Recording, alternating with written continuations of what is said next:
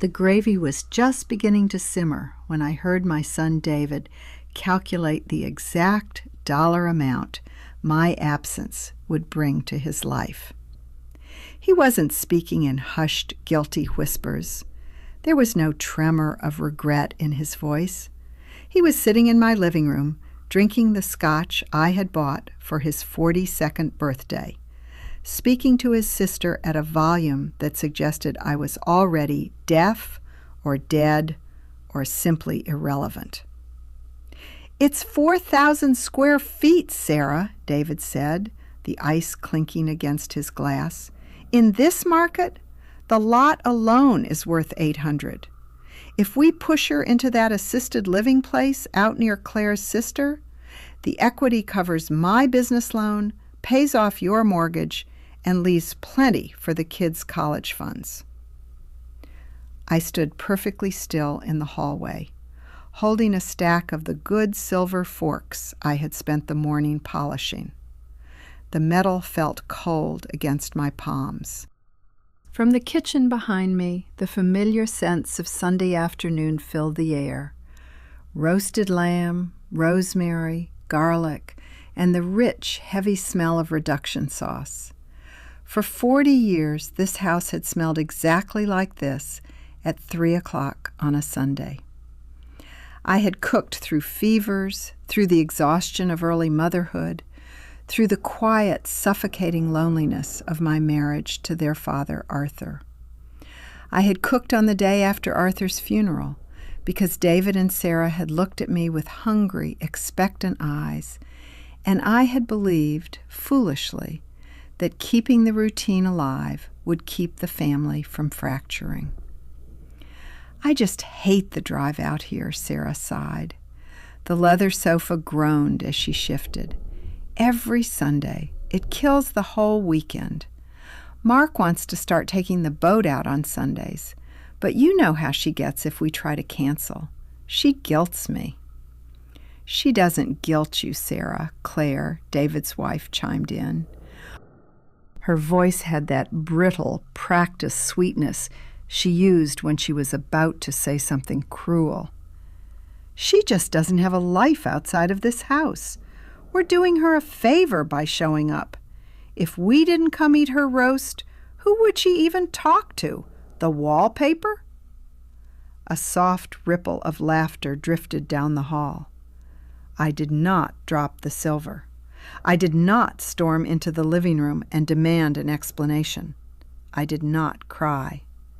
Instead, I looked down at my hands. They were thin now, the skin translucent, mapped with blue veins and pale brown spots. These hands had bathed David when he was small enough to fit in the kitchen sink. They had sewn the beads onto Sarah's prom dress until my fingers bled. They had signed the checks that kept David's failing consulting firm afloat 3 years ago, a secret he begged me to keep from Claire. People confuse unconditional love with permanent access. They believe that because you gave them life, they are entitled to consume yours until there is nothing left. I turned around and walked quietly back into the kitchen. The grandfather clock in the foyer ticked, a heavy, rhythmic heartbeat echoing through the house. The kitchen was warm, the oven humming steadily. On the counter sat the faded wooden recipe box Arthur had built for me in our first year of marriage. The lid was slightly misaligned, the wood worn smooth from decades of my touch. I walked over to the stove. The gravy was bubbling, rich and dark. I reached out and turned the dial to 0. The flame vanished with a soft click. I watched the bubbles slow, then stop entirely. The surface grew still. Something inside me mirrored that stillness, the frantic, lifelong anxiety of a mother, the desperate need to please, to soothe, to anticipate their hunger and fill their empty spaces, simply evaporated. It was not replaced by anger. Anger is a hot, loud thing. Anger demands an audience. What I felt was a cold, absolute clarity. I plated the dinner. I arranged the slices of lamb perfectly. I scooped the roasted potatoes. I poured the cooling gravy into the porcelain boat. I carried the heavy platters into the dining room, setting them down on the long oak table. My fingers brushed the dark burn mark near the center edge, the place where Arthur had left a cigar burning in 1998 during a terrible argument about his gambling. A burn mark I had covered with a lace runner for 20 years to protect his reputation. "Dinner!" I called out, my voice perfectly level. They filed into the room, bringing the noise of their complaints with them. David was checking his phone, his thumb swiping aggressively. Claire adjusted the collar of her designer blouse, bought, I knew, with the money I had gifted them for their son's braces. Sarah slumped into her chair, her eyes already scanning the table for flaws. "No mint jelly?" Sarah asked, picking up her fork. She didn't look at me. "Not today," I said. I took my seat at the head of the table. Usually I spent this meal jumping up and down, fetching extra napkins, refilling water glasses, rushing back to the kitchen because David preferred his potatoes crispier, or because Sarah's husband Mark wanted a different kind of mustard. I spent my own dinners eating cold food, watching them consume my labor. Today I remained seated. I poured myself a glass of water.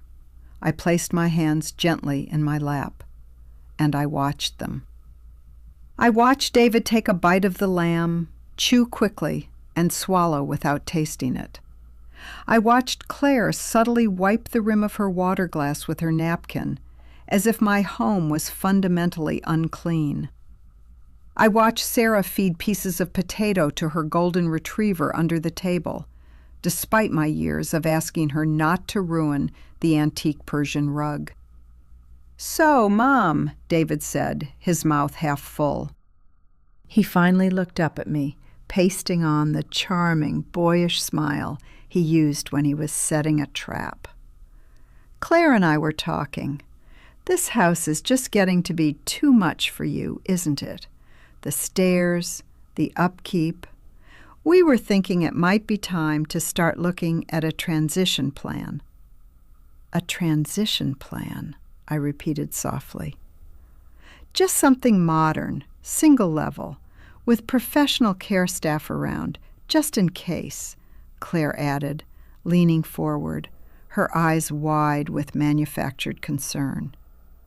"We just worry about you being all alone in this massive, drafty place. It's not safe, and honestly, it's not practical." They waited for my reaction. They expected me to argue. They expected the familiar script, me defending my independence, them condescendingly insisting they knew best, planting the seed of doubt in my mind. They had been slowly gaslighting me about my memory for 6 months, moving my keys, hiding the mail, asking if I had forgotten conversations that never happened. I had almost begun to believe them, until today, until the arithmetic in the living room. I looked at David. I saw the slight tension in his jaw. He needed the money soon. His business was failing faster than he had admitted. "I suppose you're right to think about the future," I said, my voice quiet, a gentle whisper against the clinking of their forks. David shot a triumphant look at Claire. Sarah stopped feeding the dog, surprised by how easily I had folded. "Exactly," David said smoothly, carving another piece of meat he hadn't thanked me for. "We'll bring over some brochures next week. Let me handle the heavy lifting, Mom. You've done enough." You've done enough." I took a slow sip of my water. The ice was melting, shifting against the glass. "Yes," I said, looking at the cracked porcelain edge of the gravy boat. "I believe I have." I did not eat. I just sat in the quiet of my own mind, looking at the 3 adults sitting at my table. They thought I was just an old woman, fading into the wallpaper, waiting to be neatly packaged and discarded so they could harvest what I had built.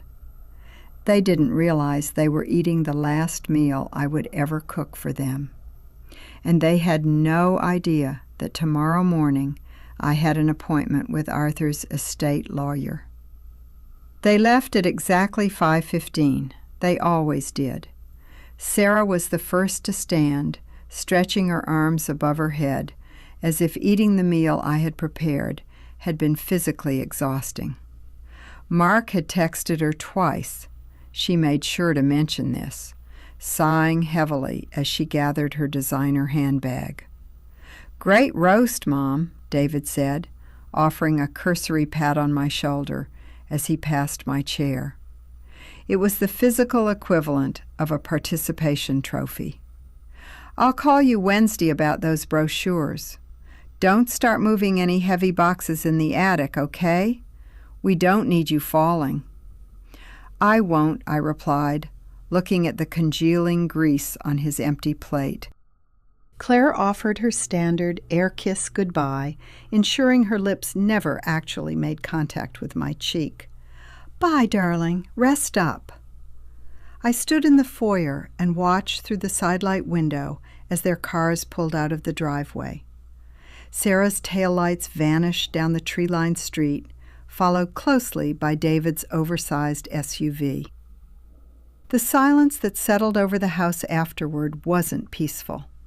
It was the heavy, echoing quiet of a theater after the audience has gone home, leaving the stagehand to sweep up the discarded programs. A mother's invisibility is not a sudden disappearance. It is a slow, methodical erasure. It begins with them taking your time, then your energy, and finally your identity, until you are nothing but a mirror, existing only to reflect their needs back to them. When the mirror cracks, they do not mourn the glass. They are only annoyed that they can no longer see themselves. I walked back into the dining room. The table was a graveyard of crumpled linen napkins, smeared wine glasses, and half-eaten potatoes. For 40 years, my Sunday evening ritual was absolute. I would clear the plates, scrape the scraps for the compost, fill the dishwasher, hand wash the good silver, and wipe down the oak table with lemon oil. I would labor for another 2 hours so that by Monday morning the house would show no evidence that they had come and consumed my weekend. I reached out and picked up David's wine glass. A dark red stain circled the crystal rim. Then I slowly set it back down. I did not clear the table. I did not gather the silver. I did not wipe away the breadcrumbs. I turned off the dining room chandelier, plunging the mess into shadows, and I walked up the stairs. The act of leaving the dirty dishes felt monumental, a quiet rebellion echoing in the hollows of my chest. It was the first stone pulled from the foundation of their universe. The next morning, the sky was a bruised, heavy gray. I did not call David for a ride, though he had insisted for years that I shouldn't drive downtown due to the complicated traffic. Instead, I ordered a private car. I wore my tailored charcoal suit, the one I had bought for Arthur's funeral and hadn't worn since. The law offices of Thorne, Abernathy, and Vance smelled of floor wax, old paper, and expensive leather. Elias Thorne had been my husband's estate attorney for 3 decades. He was a shrewd, sharp-eyed man in his late 60s, one of the few people who knew the true extent of the financial ruin Arthur had nearly caused, and the absolute financial miracle I had orchestrated to save us. When Arthur's gambling addiction peaked in 1998, he had nearly lost this house, his pension, and David's college fund. It was I who had quietly taken control. I had threatened to leave, taking the children, unless Arthur signed everything, every asset, every account, the deed to the house, into an irrevocable trust over which I had absolute, unyielding control. Arthur's pride couldn't bear the public shame of a divorce. He signed. For 25 years, I managed the investments. I grew the portfolio. I made the decisions that paid for David's failing business and Sarah's down payment. But because I allowed Arthur to sit at the head of the table, because I let him hand them the checks I had written, my children believed their father was the patriarch of a vast estate, and that I was merely the bewildered widow left sitting on a pile of money I didn't understand. Elias stood up as I entered his office, his heavy mahogany desk dominated by a single, thick manila file. My file. "Eleanor," Elias said warmly, pulling out a chair for me. "It's good to see you, though I admit I was surprised by your call yesterday. You usually prefer our annual reviews in November." "Circumstances have accelerated, Elias," I said, sitting down and crossing my ankles. I kept my posture perfectly straight. Elias sat across from me, folding his hands over the file. He studied my face for a moment, his professional warmth shifting into something sharper. He recognized the tone in my voice. He hadn't heard it since 1998. "I see," Elias said carefully. He tapped the top of the folder. "Before we begin, Eleanor, there is something I must disclose to you. Fiduciary duty requires it, but my respect for you demands it." A cold prickle of anticipation ran down my arms. "Go on." "David called me on Thursday," Elias said, his voice dropping slightly. "He asked for a private meeting. He wanted to discuss your cognitive health." I remained perfectly still. The ticking of Elias's silver desk clock seemed to grow louder. "Did he?" I asked quietly. Elias nodded, his expression grim. "He asked me to explain the legal threshold for invoking the medical incapacitation clause in Arthur's original will. He claims you've been showing severe signs of memory loss, misplacing keys, forgetting conversations, leaving the stove on." The breath caught in my throat, though I forced my face to remain a mask of calm. The stove, the keys. The gaslighting wasn't just Sarah and Claire being cruel. It wasn't just a casual dismissal of an old woman. It was a coordinated legal strategy.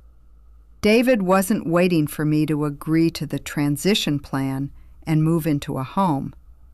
He was building a medical narrative behind my back to forcefully strip me of my financial independence, declare me incompetent, and seize control of the trust. My own son was orchestrating a legal coup, using my misplaced house keys as evidence to legally erase me. "He also asked," Elias continued, his tone thick with distaste, "how quickly the estate could liquidate the primary residence if a judge granted him medical power of attorney." The sheer, breathtaking violence of his greed sat between us in the quiet office. David was going to have me declared incompetent so he could sell the house out from under me to save his failing business. "And what did you tell my son, Elias?" I asked, my voice steady, though my hands clamped tightly around the leather arms of the chair. "I told him," Elias said, leaning back, "that Arthur's will was entirely superseded by the 1998 trust agreement, and that he does not have, nor will he ever have, the authority to sell your home without your explicit, legally verified consent. But Eleanor, he is consulting outside counsel. He is preparing a medical injunction." I looked at the heavy manila folder on the desk. Inside that folder was the safety net I had woven for them, the college funds for their children, the secret bailouts for David's business, the mortgage assistance for Sarah. I had spent my entire life being their invisible shield. "Elias," I said softly, leaning forward, "I want to restructure the trust today." Elias raised an eyebrow. "How drastic of a restructuring are we talking about?" "I want to remove them," I said. The words tasted like copper in my mouth, heavy and final. "I want to freeze David's access to the business equity line. I want to halt Sarah's supplemental mortgage distributions. And I want to sever the automatic transfers." Elias stared at me, the gravity of the instructions settling into the room. "Eleanor, if I file these amendments, the financial shockwaves will hit their accounts by the 1st of the month. That's 5 days from now. David's business line of credit will bounce. Sarah's mortgage auto draft will fail. They will know." "Good," I said, picking up the gold pen resting on his desk. "Where do I sign?"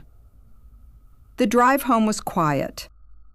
The rain had begun to fall, a steady, gray drizzle that smeared the city skyline through the tinted window of the town car. I watched the droplets track down the glass, feeling a strange, hollow lightness in my chest. For decades, my mind had been a crowded, frantic ledger. I had tracked Sarah's emotional volatility, David's financial recklessness, Claire's quiet cruelties, and Arthur's long shadow. I had absorbed their panics and quietly paid the debts of their mistakes. Now the ledger was wiped clean. The pen had moved across Elias's heavy parchment paper, and with 3 signatures, I had unmoored my children from the financial dock they had taken for granted their entire adult lives. When the car pulled up to my house, the driveway was empty. The grand brick facade looked exactly as it had yesterday, but to me it felt entirely different. It was no longer a waiting room for my children's convenience. It was a fortress. I unlocked the front door and stepped inside. The house was cold. I walked down the hallway and stopped at the threshold of the dining room. The mess from Sunday dinner remained exactly where I had left it. The congealed gravy, the crumpled napkins, the wine stains seeping deeper into the antique table runner. A faint, unpleasant smell of oxidized lamb and stale wine hung in the air. My hands twitched with muscle memory. The urge to gather the plates, to run the hot water, to restore order and cleanliness was almost overwhelmingly physical. A lifetime of conditioning screamed at me that leaving this mess was a moral failure, that a good mother cleans up. A good mother erases the dirt her family leaves behind. I gripped the doorframe until my knuckles turned white. I forced myself to stand there and look at it. I looked at the grease on David's plate. I looked at the wine stain Claire had left. I breathed in the smell of their disregard. I did not clean it. I turned off the light again and walked into the kitchen. My phone was ringing. The sharp trill cut through the quiet house. I looked at the caller ID on the wall-mounted receiver. Sarah. Usually, I would answer by the second ring. If I didn't, Sarah would call back immediately, her anxiety escalating into anger, accusing me of ignoring her. I watched the red light flash. Ring, ring, ring. The answering machine clicked on. My own voice, recorded 7 years ago, echoed politely into the kitchen. "You've reached Eleanor and Arthur. Please leave a message." A brief beep sounded, followed by Sarah's voice. It wasn't her anxious voice. It was her demanding, breathless voice. "Mom, pick up. I know you're there. You don't go out on Mondays. Look, I need you to wire $3,000 to my checking account by tomorrow morning. Mark decided we're putting down the deposit for the boat club membership, and the property tax check for the cabin is going to clear on Thursday, so my account is going to overdraw if you don't move the money now. Call me back as soon as you get this. Bye." The machine clicked off. I stood staring at the blinking red light. I need you to wire $3,000. Not please, not how are you, just a command issued to a machine she assumed was eternally programmed to dispense funds. She didn't even explain why she couldn't afford her own property taxes. She just expected me to bridge the gap between her husband's luxury purchases and her actual reality. I walked over to the phone. I pressed the delete button. The machine whirred, erasing her voice. The silence that followed was exquisite. For the next 4 days, I lived in a state of suspended animation. I did not answer the phone. I did not check the mail. I did not clean the dining room. Instead, I packed. I went into the attic, navigating the dusty rafters. I found the heavy plastic bins labeled David, Childhood, and Sarah, School. I dragged them down the stairs, my joints aching in protest, and stacked them in the center of the living room. I emptied the hall closets of their old winter coats.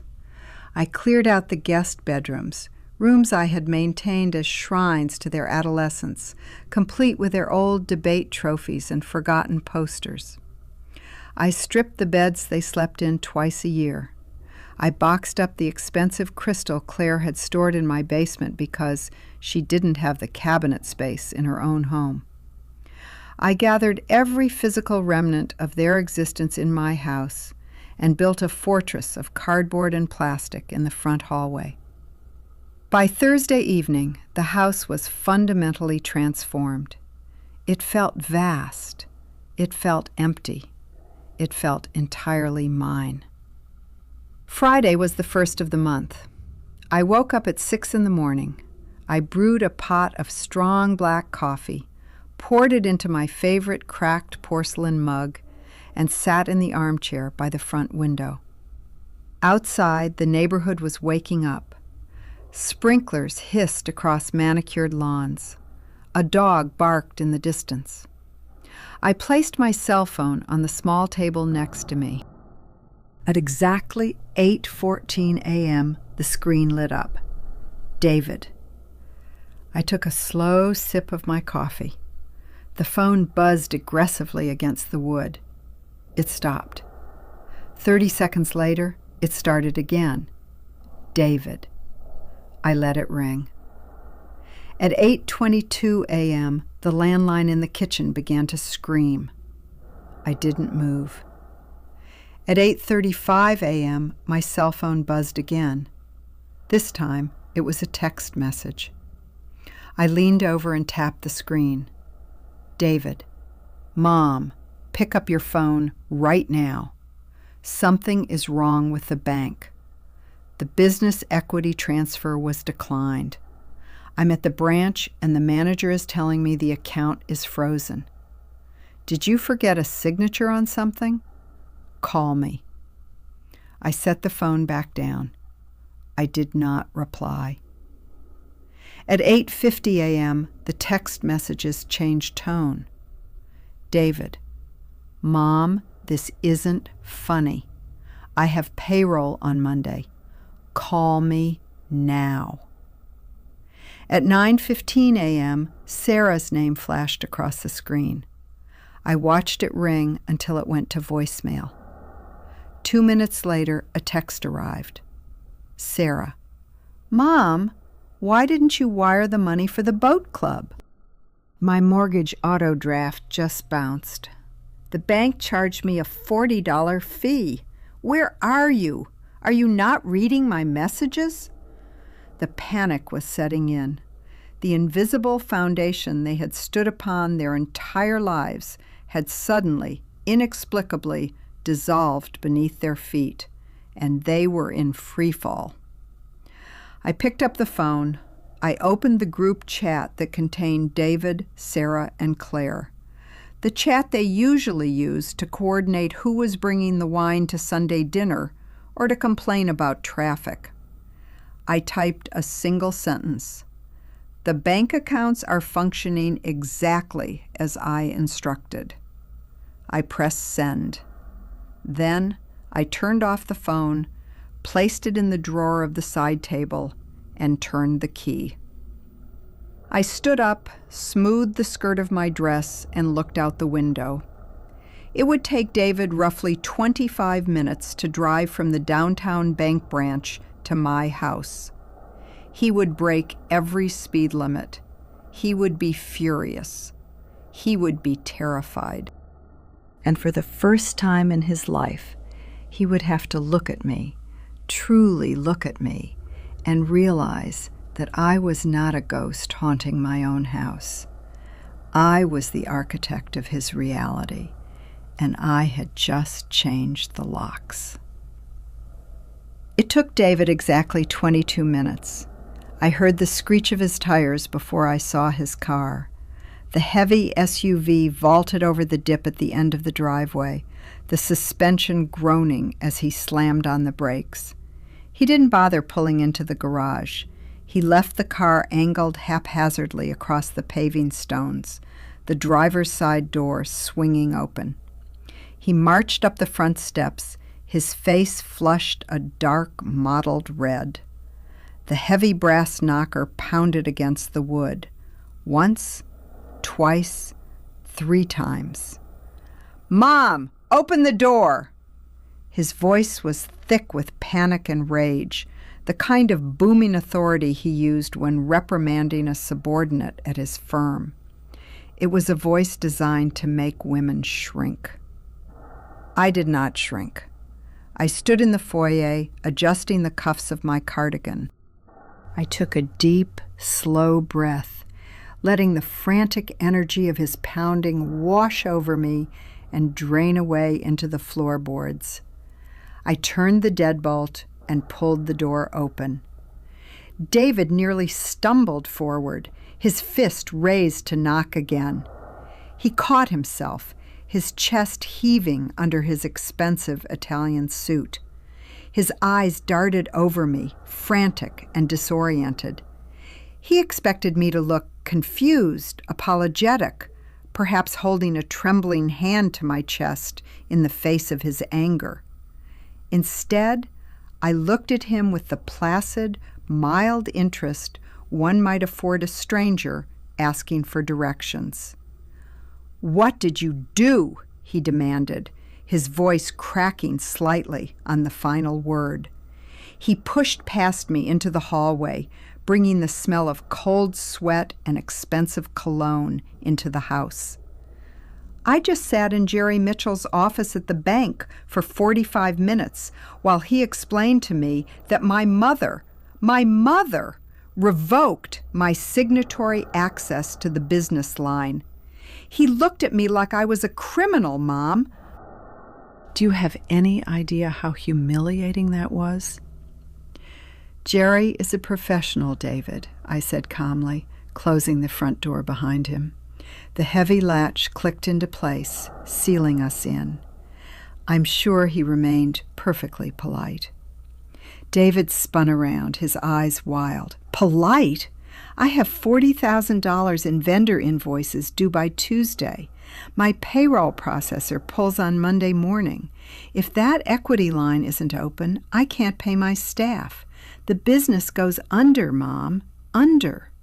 He stepped closer, trying to use his height to intimidate me.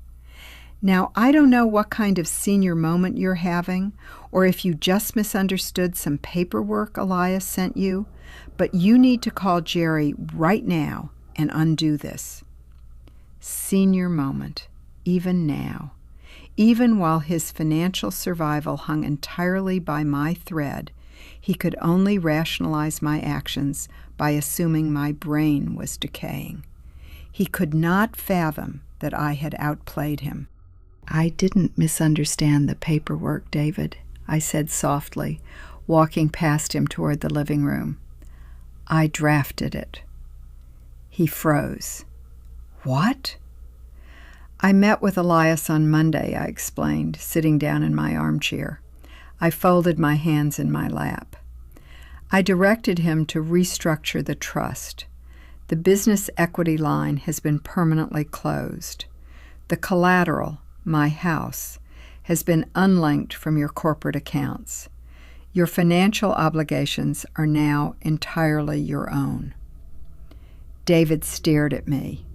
The mottled red of his face slowly drained, leaving a sickly pale yellow.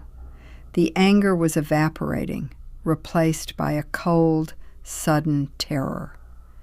You can't do that, he stammered, the booming authority vanishing. He sounded suddenly like a very small boy. Dad left that money for the family. The trust was set up to support us.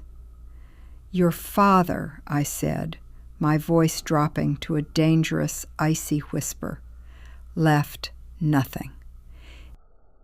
Your father died $300,000 in debt, having gambled away his pension and mortgaged this house to the rafters. I built that trust. I saved this house. I funded your business. David blinked, stepping backward as if I had struck him. That's a lie. Dad was the VP of operations. He made the money. Your father made the money, and your father lost the money at the baccarat tables in Atlantic City, I corrected smoothly. I made the investments.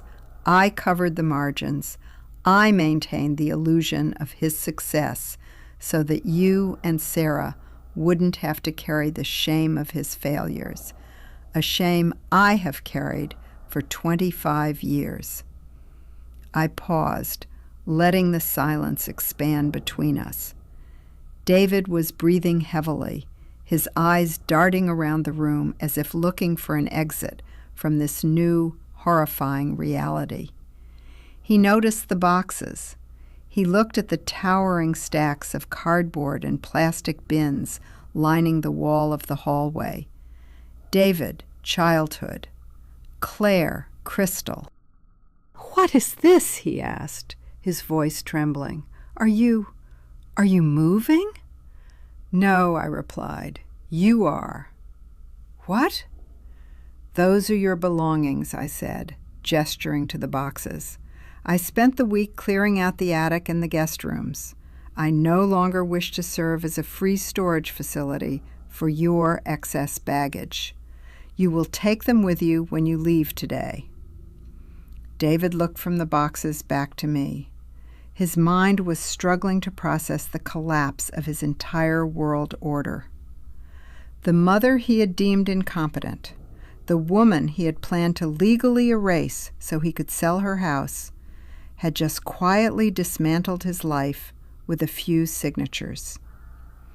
"Mom, please," David said, his voice dropping into a desperate, pleading register. He took a step toward me, reaching out a hand. "I don't know what brought this on. If you're angry about Sunday, if Claire said something to upset you, I apologize. We'll come over for dinner tonight. We can talk about this. Just, please, call Jerry. I'll lose everything." I looked at his outstretched hand. I remembered how he had looked at Claire on Sunday, grinning as he plotted to strip me of my autonomy. I remembered the cold calculation in his voice as he estimated the square footage of my home. "There will be no dinner tonight, David," I said gently, "and there is nothing to discuss." "You're going to let my company die?" he shouted, the panic finally breaking through his control. "You're going to bankrupt your own son because you're throwing a tantrum?" "I am not bankrupting you," I corrected softly. "I am simply no longer saving you. What happens to your company now depends entirely on your own competence, a competence you have assured me for years that you possess in abundance."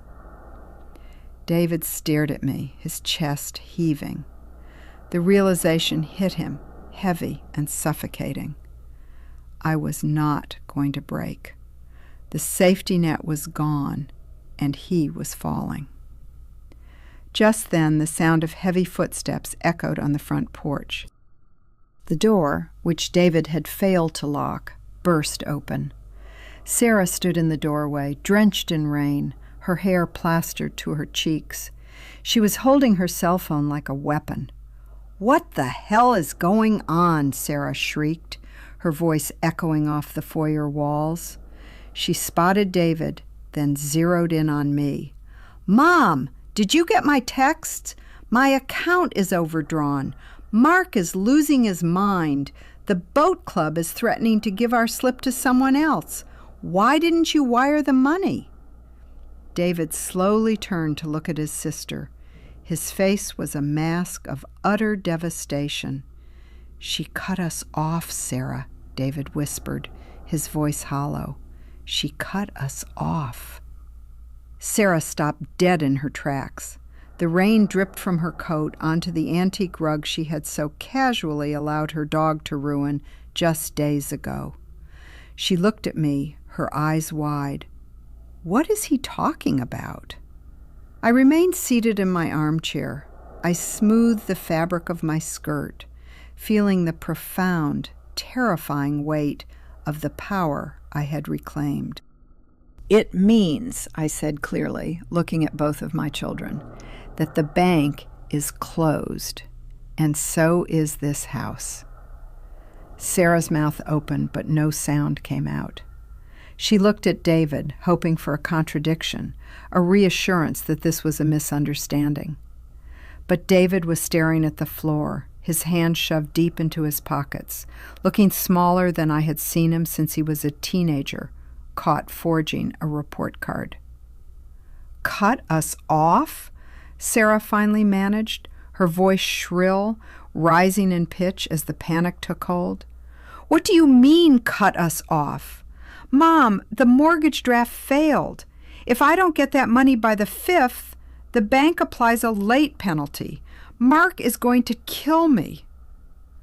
"Then I suggest you and Mark review your budget," I said, my voice maintaining the steady neutral tone of a bank teller declining a loan.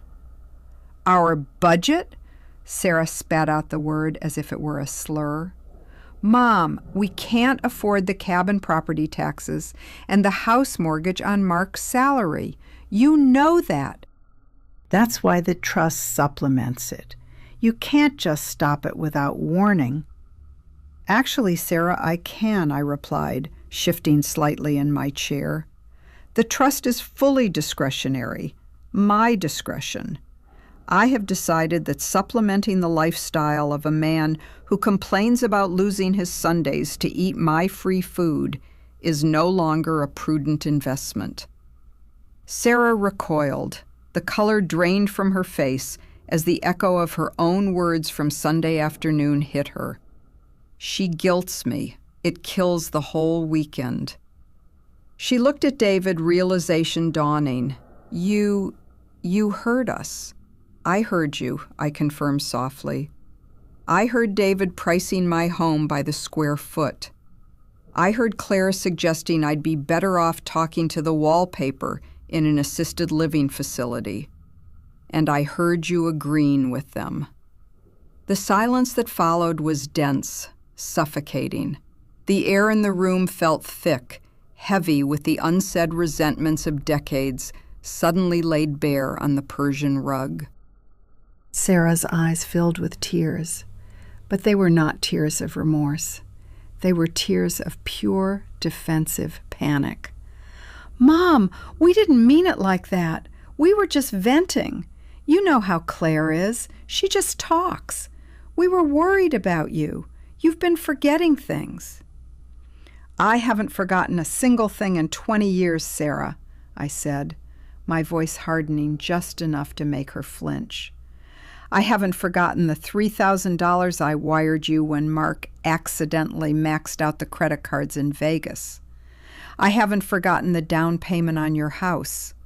I haven't forgotten that David's business survived its first 3 years solely because I mortgaged my own security to float his payroll." David winced, squeezing his eyes shut. "You wanted a transition plan," I said, looking between the two of them. "Consider this the transition. You are transitioning into adulthood. You are transitioning into paying your own bills, solving your own crises, and managing your own marriages without using my checkbook as a buffer." "This is insane," David muttered, pacing in a tight circle near the entryway. He ran a hand over his face, his composure completely fracturing. "You're acting out of spite. Dad would never have allowed this." "Your father," I said, letting the icy truth drop into the room, "begged me on his knees in 1998 not to divorce him after he lost your college funds. I am the only reason you had a father to respect David. Do not invoke his name to manipulate me. It will not work anymore." David stopped pacing. He looked at me as if a stranger had suddenly possessed my body. The mother he knew, the soft, pliable, silent woman who served gravy and absorbed insults, was gone. "Now," I said, standing up. My joints popped slightly, a reminder of my age, but my spine was rigidly straight. "If you have nothing else to say, I would like you to begin loading those boxes into your vehicles. I have an appointment at 2:00. "An appointment?" Sarah asked, wiping her eyes, her mascara smearing darkly across her cheeks. "With who? Are you going back to the lawyer?" "No," I said calmly. "I am having new locks installed." The finality of the statement hit them like a physical blow. For 40 years, they had held keys to this house. They had walked in without knocking. They had raided the refrigerator, dropped off their laundry, dumped their children in my living room without notice, and treated my home as an extension of their own property. The keys were the ultimate symbol of their access, and I was taking it away. "You're locking us out?" David whispered.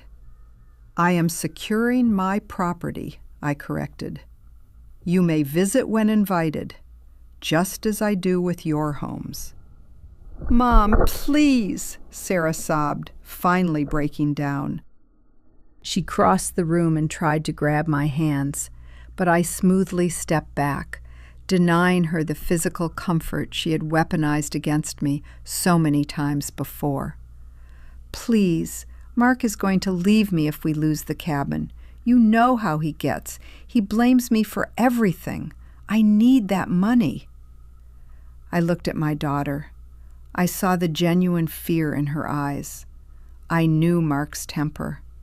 I knew his cruel, cutting remarks. I had spent 15 years quietly subsidizing their life to keep him pacified, to buy my daughter a peace she was too weak to demand for herself. I had thought I was protecting her. I realized now I had only funded her cage. "Then perhaps," I said gently, looking into Sarah's panicked eyes, It is time you learned how to survive him, or how to leave him, but I will no longer pay his ransom." Sarah gasped, stepping back as if I had slapped her. "Take your boxes," I said, my voice brooking no further argument. "Both of you, and leave." They moved like sleepwalkers. David hoisted the heavy bin labeled childhood into his arms, his face ashen, his jaw tight with unspoken fury and absolute terror.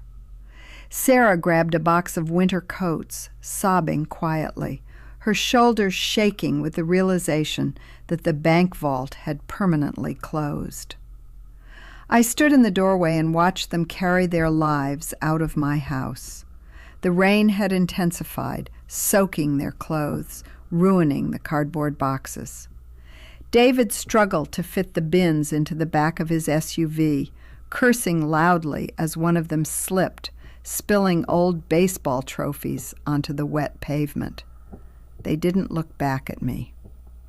When their cars finally pulled out of the driveway, I stepped back inside and closed the heavy front door. The silence returned, but it wasn't the heavy, suffocating silence of before. It was a clean, expansive quiet. The house felt suddenly lighter, as if the physical weight of their expectations had been scrubbed from the walls. I walked into the kitchen, picked up the phone, and called the locksmith. An hour later, my cell phone chimed on the side table. I unlocked it. It was a text from Claire. "Claire, David just got home. He is throwing up in the guest bathroom. He says you froze the accounts. I don't know what kind of sick game you're playing, Eleanor, but I am keeping the kids away from you until you get a psychiatric evaluation. You are clearly unwell." I read the message twice. The threat of withholding the grandchildren, the ultimate weapon of the manipulative daughter-in-law. I typed my reply. "Enjoy the weekend with your children, Claire. I suggest you start reviewing your household expenses. The private school tuition draft will be declined on the 15th. I pressed send, turned off the phone, and went to make myself a cup of tea. The locksmith arrived at 2:15.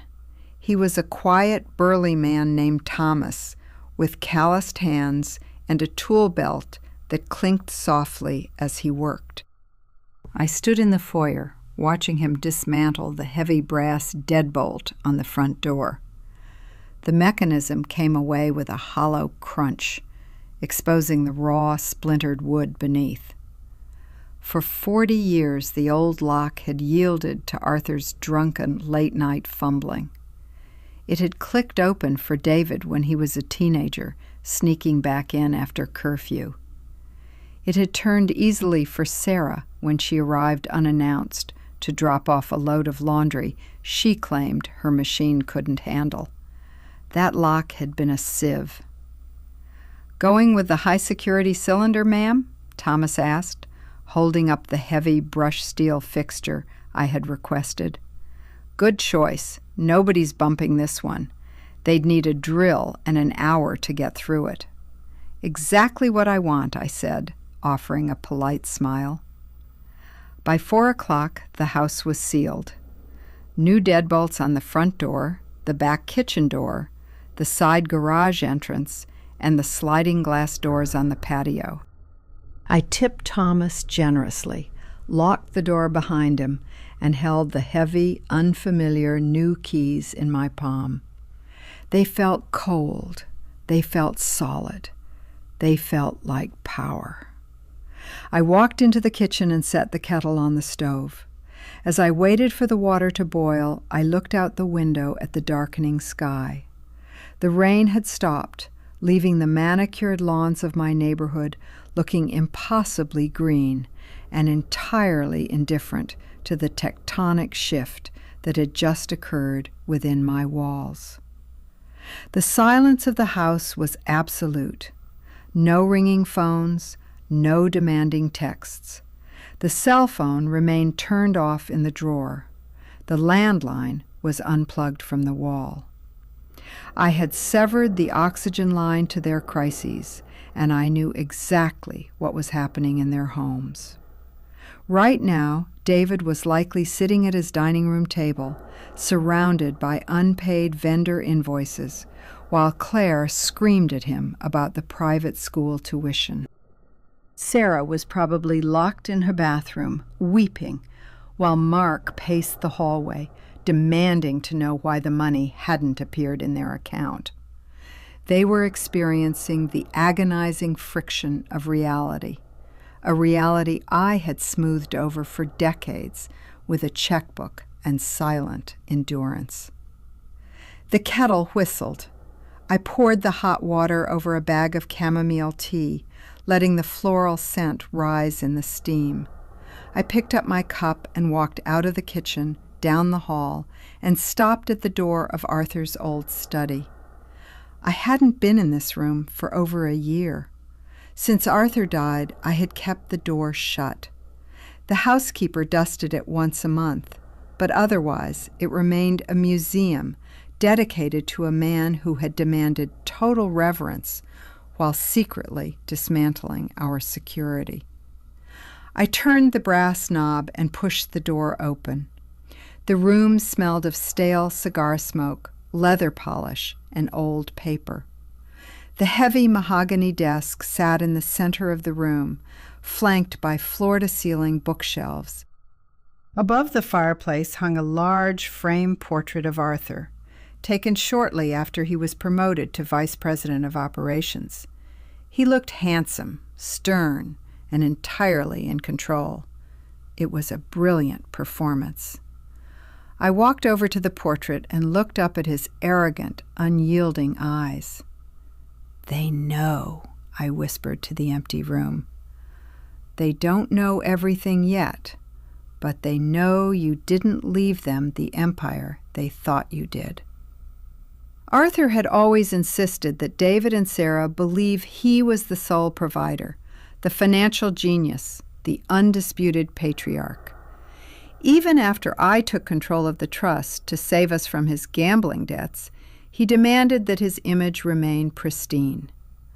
"A man must be respected in his own home, Eleanor," he had told me, his voice slurred with Scotch, the night he signed his financial autonomy away. "You take the money, but I keep the respect." And I, like a dutiful, foolish wife, had agreed. I had hidden the collection notices. I had paid off the bookies.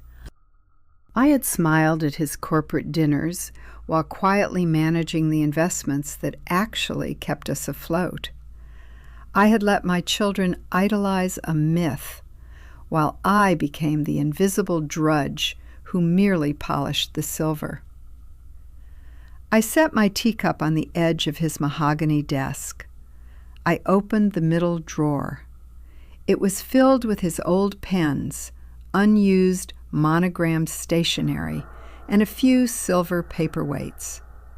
I pushed them aside and pressed my fingers against the false back of the drawer. With a soft click, the panel popped loose. Inside the hidden compartment lay a small black leather ledger. Arthur's final secret. The secret I had discovered only 2 days after his funeral while sorting through his things. I pulled the ledger out.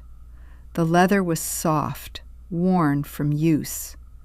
I opened it to the first page. The entries were meticulously written in Arthur's sharp, precise handwriting. Dates, amounts, initials. August 14th, $4,500, C.H. September 2nd, $3,200, C.H.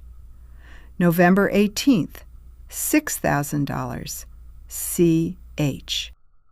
The payment stretched back 12 years, 12 years of consistent monthly transfers from a private offshore account I hadn't known existed until the estate attorney flagged a discrepancy.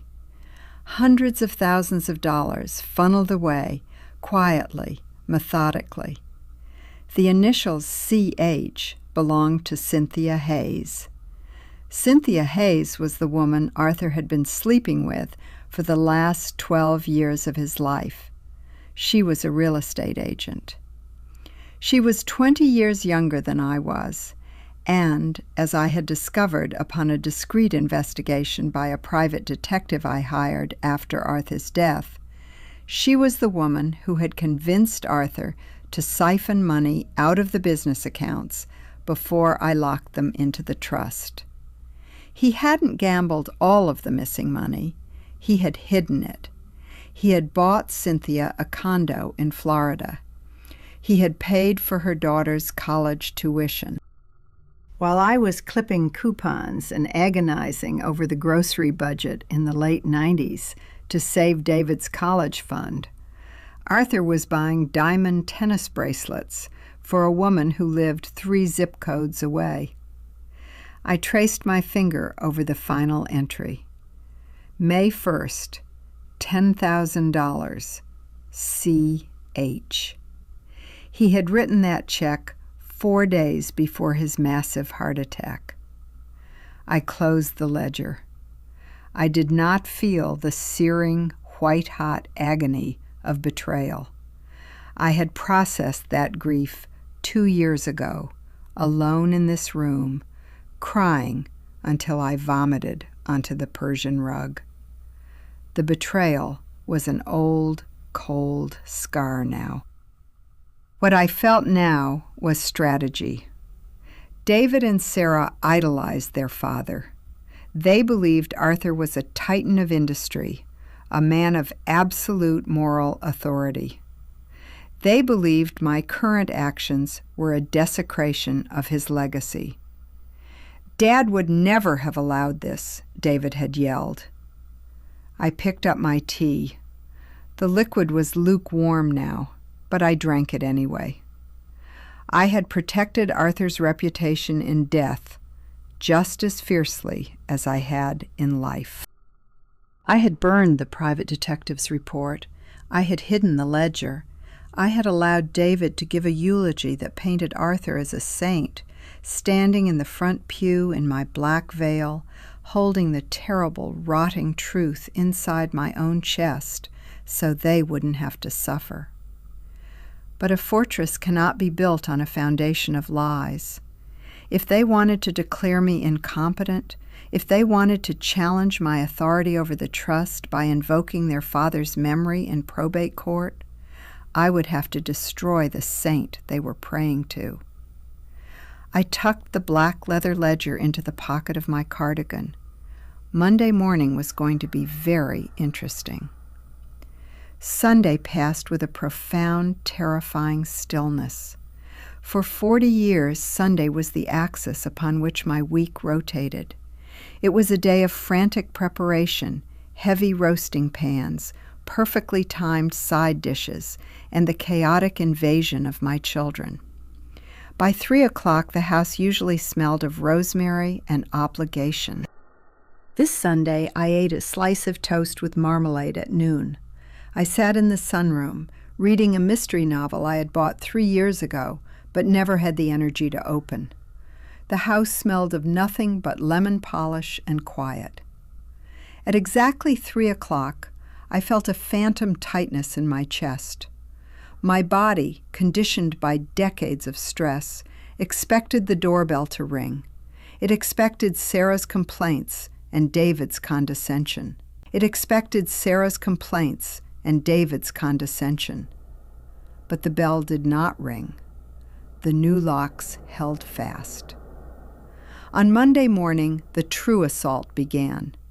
I woke up dressed in a tailored navy blue slacks and a crisp white blouse, and finally retrieved my cell phone from the side table drawer. I plugged it in and pressed the power button. The screen illuminated. It vibrated continuously for 2 full minutes as a backlog of digital panic flooded the device. 34 missed calls, 47 text messages, 4 voicemails. I did not read the texts. I did not listen to the voicemails. I poured my coffee, sat at the kitchen island, and waited for the clock to strike 9.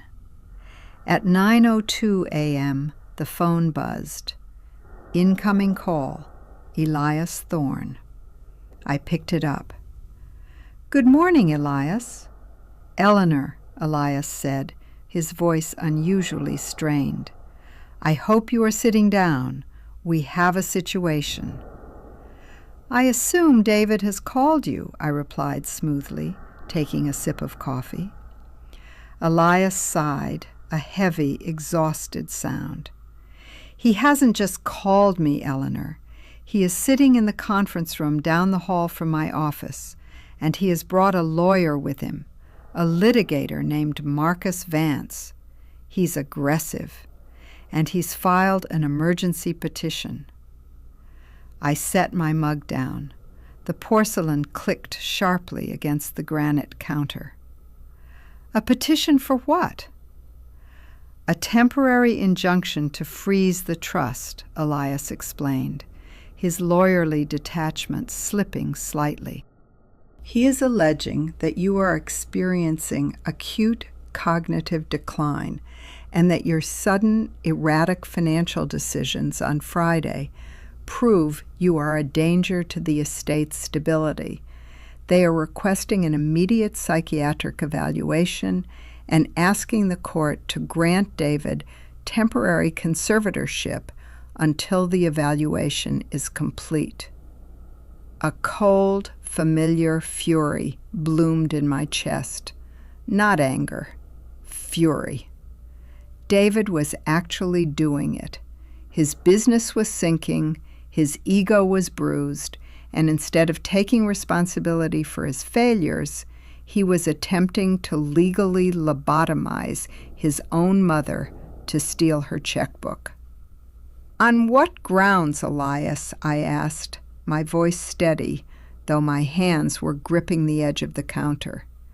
"They cannot simply request a conservatorship because I stopped paying his bills." "He has affidavits, Eleanor," Elias said quietly, "from Sarah, from Claire. They have submitted sworn statements detailing incidents over the last 6 months. Misplaced keys, forgotten conversations. They claim you left a stove burner on during a Sunday dinner, nearly causing a fire. They are painting a picture of a woman rapidly losing her grip on reality. The gaslighting. It hadn't just been casual cruelty. It had been a long con. Claire moving my keys, Sarah insisting I had forgotten to call her, David asking leading questions about my memory. They had been seeding the ground for this exact moment. They had manufactured my dementia so they could harvest my autonomy. "And the judge?" I asked. "The judge hasn't signed it yet," Elias said quickly. "But Vance is pushing for an emergency ex parte hearing this afternoon. If the judge grants the temporary freeze, the business line of credit will reopen just long enough for David to pull the funds he needs for payroll. Eleanor, I need you down here, now. We need to contest this before the ink dries."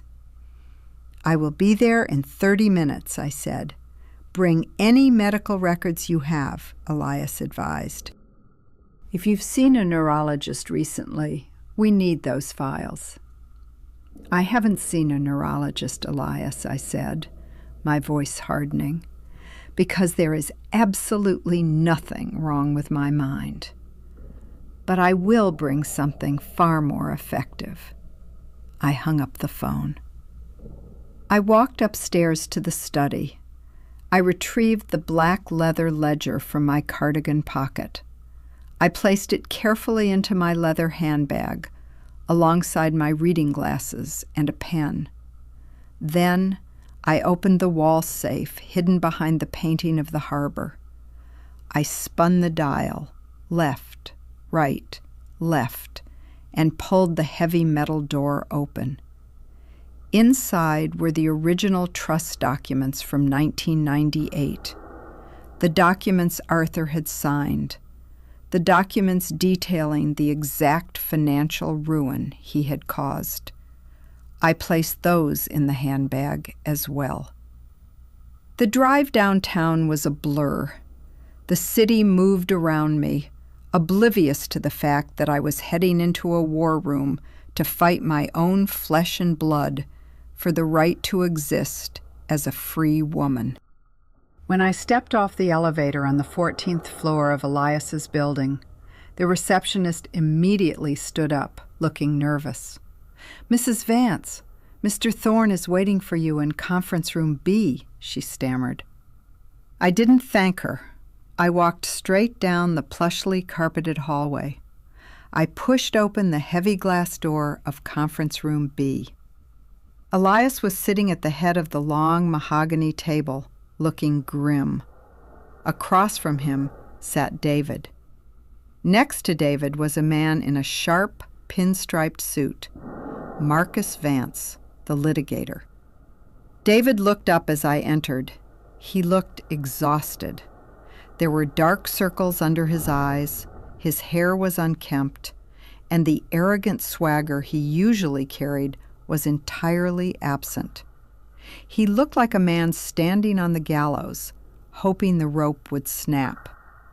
"Mom," David said, his voice a strange mixture of relief and panic. "Mom, please, we don't have to do this. Just sign the reinstatement forms for the bank, and Marcus will withdraw the petition. You're confused. You don't understand what you've done to my company." I ignored him. I walked to the empty chair next to Elias, placed my handbag on the table, and sat down. I arranged my skirt. I folded my hands. "Good morning, Elias," I said smoothly. I turned my gaze to the litigator. "And you must be Mr. Vance. I understand you are attempting to declare me legally incompetent." Vance smiled, a tight, predatory expression. "Mrs. Vance, we are simply trying to protect the estate. Your son is deeply concerned about your recent erratic behavior. The sudden, unprompted severance of financial support to the family, support your late husband established, is highly indicative of cognitive distress." "My late husband established nothing," I corrected, my voice ringing clearly in the quiet room. "The trust was established by me in 1998 because Arthur Vance was on the verge of bankrupting this family through a crippling gambling addiction." David scoffed loudly, slamming his hand on the table. "Stop lying! Dad was a VP. He built the portfolio. You're making up delusions to justify your spite." "This is exactly what I'm talking about, Marcus. She's inventing a false history." I slowly reached into my handbag. I pulled out the yellowed, original 1998 financial disclosures that had necessitated the trust. I slid them across the polished mahogany table toward Marcus Vance. "Look at them, Mr. Vance," I instructed. "Look at the six-figure debts to Atlantic City casinos. Look at the second mortgage taken out without my knowledge. Look at the signature transferring absolute, irrevocable control of the remaining assets to me in exchange for my silence." Vance hesitated, then picked up the documents. His eyes scanned the pages. The predatory smile slowly vanished. David stared at the papers, his breathing growing shallow.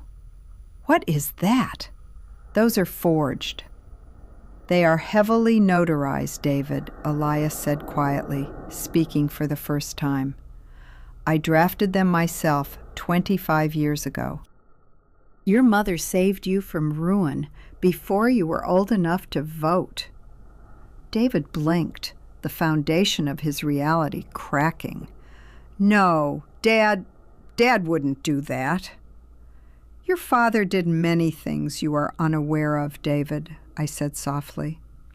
I reached into my bag again. My fingers closed around the cold black leather of the ledger. I pulled it out and set it on the table. "Including," I said, my voice dropping to a whisper that commanded the entire room, "funding a 12-year affair with a woman named Cynthia Hayes, using the business accounts you now believe are your birthright." David froze. The color drained completely from his face. I pushed the ledger across the table. "Read it, David," I commanded. "Read the legacy you are trying to steal from me." The silence in Conference Room B was no longer just tense. It was a vacuum, pulling all the oxygen from the air. David did not move. He stared at the small black leather book as if it were a bomb, his eyes tracking the worn edges where his father's thumb had rested 1,000 times. The arrogance that had fueled his legal assault was entirely gone, replaced by a profound, hollow dread. Marcus Vance, the litigator, broke the silence. He reached across the table and picked up the ledger. "Don't touch that," David snapped, his voice cracking, but it was too late. Vance was already flipping through the pages. The litigator's eyes flicked back and forth as he processed the neat columns of dates, amounts, and initials. He stopped near the end, where the transfers grew larger, more brazen. Vance was a shark, but even sharks recognize when there is blood in the water that does not belong to their prey. Vance looked up, closing the ledger with a soft thud. He looked at David, then at me. His professional demeanor shifted from aggressive to distinctly cautious. "Mrs. Vance," Marcus began carefully, "while these documents suggest a complex financial history regarding your late husband, they do not inherently disprove my client's concerns regarding your current cognitive state. The issue at hand is the erratic withdrawal of familial support." "Erratic?" I echoed, offering a thin, chilling smile. "Mr. Vance, there is nothing erratic about my decisions. They are highly calculated." I turned to David, who was still staring blankly at the ledger. "David," I said. My voice was no longer the soft, accommodating tone of the mother who cooked his Sunday roasts. It was the sharp, commanding voice of the woman who had managed the millions he thought he was entitled to. "You filed sworn affidavits claiming I am a danger to myself. You claimed I left a burner on during Sunday dinner." David swallowed hard, unable to meet my eyes. "You did. The gravy. You left it boiling." "I turned the burner off, David. I simply stopped stirring it," I corrected gently. "And you claimed I forgot conversations. Which conversations precisely did I forget?" David hesitated, glancing nervously at his lawyer. The conversation about Claire's mother's birthday, and the timeline for Sarah's boat club deposit." "I did not forget them. I ignored them," I stated, folding my hands on the table. "Just as I ignored Claire's passive-aggressive insults about my home and Sarah's incessant demands for money. You mistook my silence for absence, David. You assumed that because I did not argue, I did not comprehend." I leaned forward slightly. "And now, because I have stopped subsidizing your failures, you are attempting to have me declared insane. You brought a litigator to steal my checkbook because you are too cowardly to admit that your consulting firm is bankrupt." "It's not bankrupt," David shouted, finally looking at me, his eyes wet and panicked. "It's a cash flow issue. If I don't make payroll on Monday, the staff walks." If the staff walks, the primary contracts are voided. "I just need a bridge loan, Mom. The equity line was my safety net." "A safety net you exhausted 3 years ago when I quietly paid off your first round of bad debts," I reminded him coldly. "A secret I kept from Claire because you begged me not to humiliate you." Marcus Vance's head snapped toward David. "You had prior undisclosed insolvencies?" David flinched. The lawyer's tone made it clear that David had lied to his own counsel. "I saved you then," I continued, ignoring Vance, "and I saved your father. I have spent my entire adult life building lifeboats for men who insist on drilling holes in the hull. But I am finished bailing water, David." "Mom, please," David whispered, the fight completely draining out of him. He looked like a terrified child. "What do you want me to do? Tell Claire we're broke? Tell the kids they have to leave their school? I'll lose everything." "Yes," I said softly. "You likely will." The absolute finality of the word hung in the room. I felt no joy in it. I felt only a profound, exhausted relief. The illusion was finally dead. I turned back to Marcus Vance.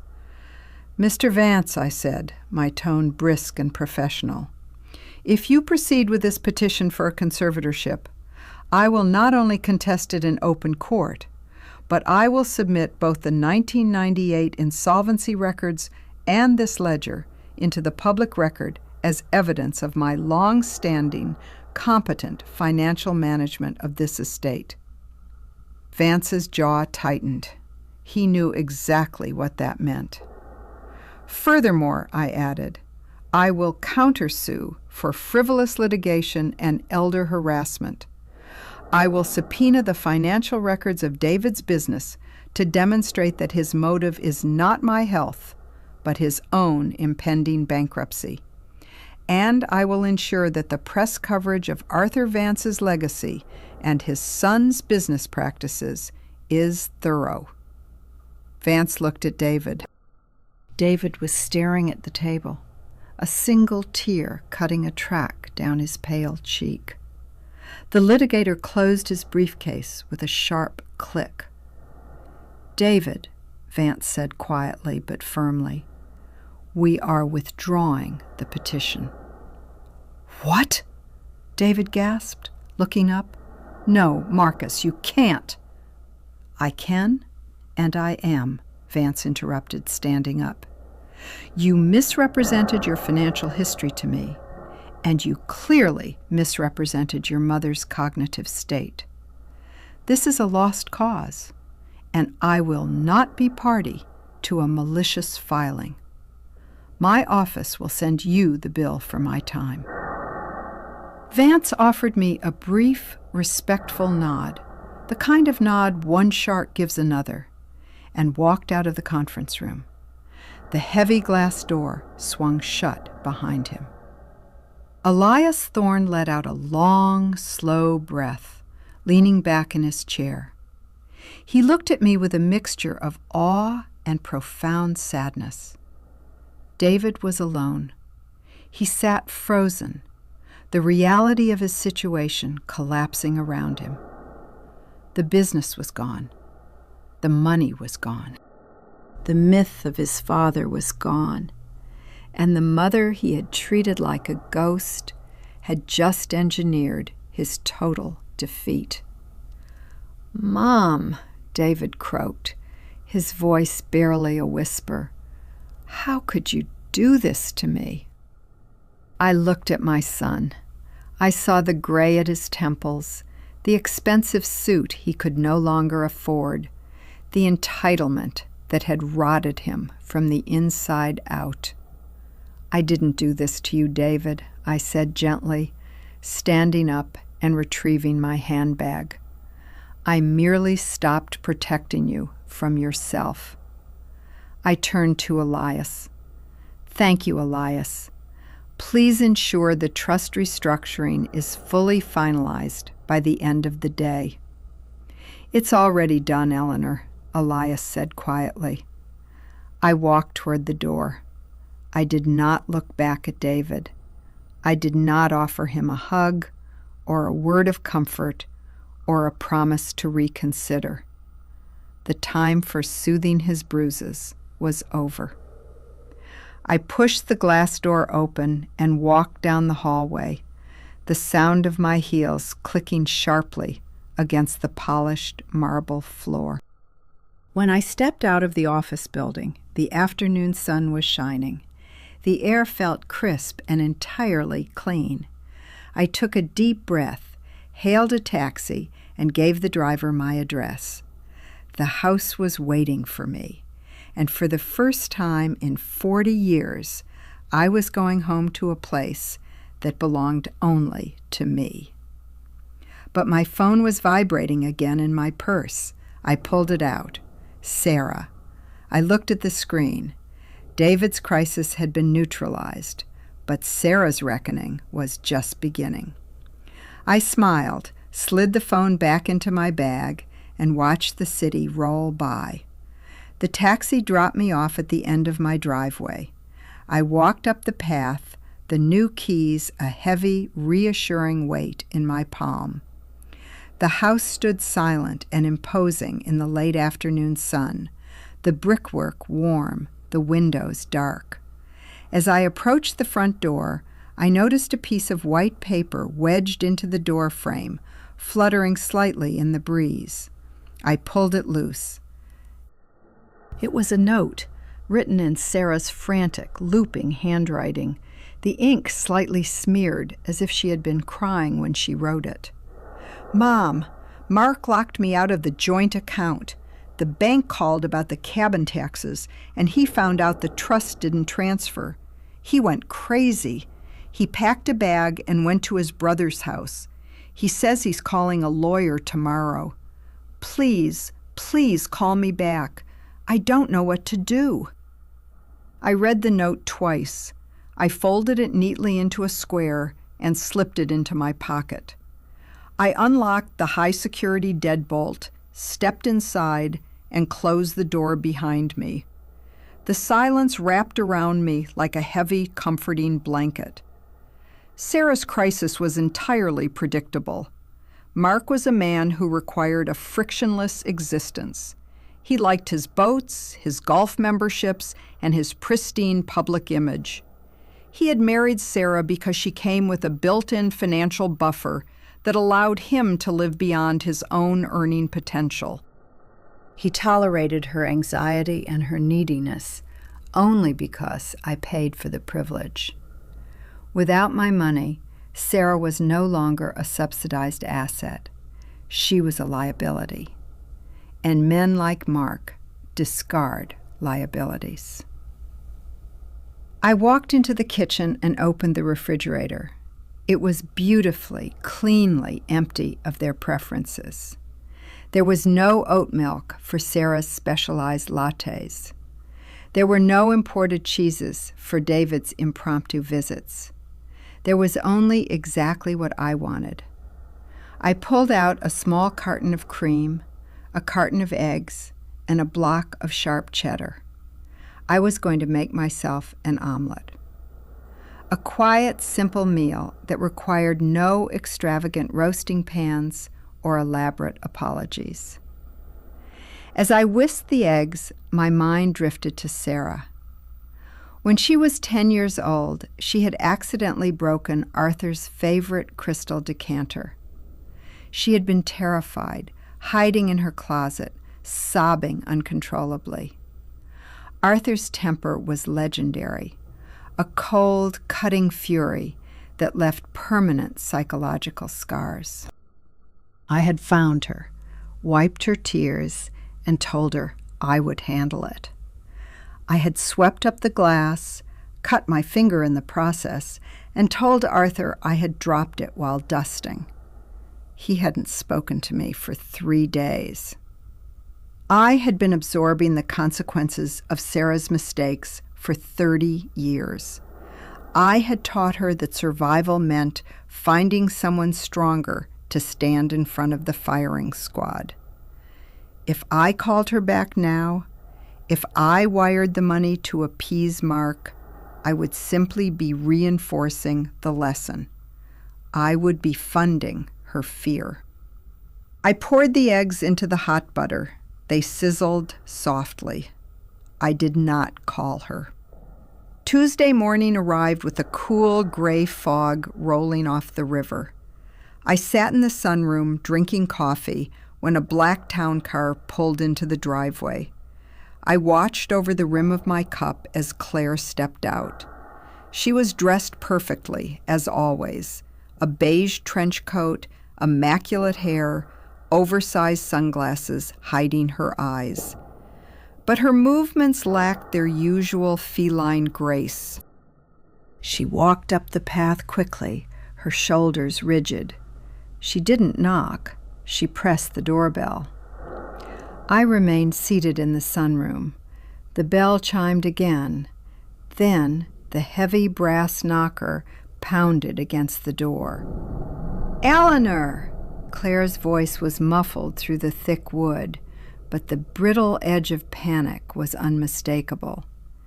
"Eleanor, open the door. I know you're in there." I set my coffee down, stood up, and walked slowly to the foyer. I did not open the door. I looked through the sidelight window.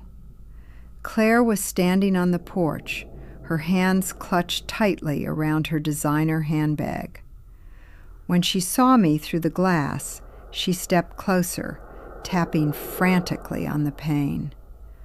"Open the door," she mouthed, her face tight. I unlocked the deadbolt and pulled the door open, keeping the chain engaged. A 2-inch gap separated us. "Good morning, Claire," I said pleasantly. "Take the chain off," she demanded, trying to push the door. It held firm. "Let me in." "I am not receiving guests this morning," I replied, keeping my voice entirely level. "What do you want?" Claire glared at me through the gap, her polished facade cracking. "What did you do to David?" she hissed. "He came home yesterday looking like a ghost. He locked himself in the guest bedroom and wouldn't come out.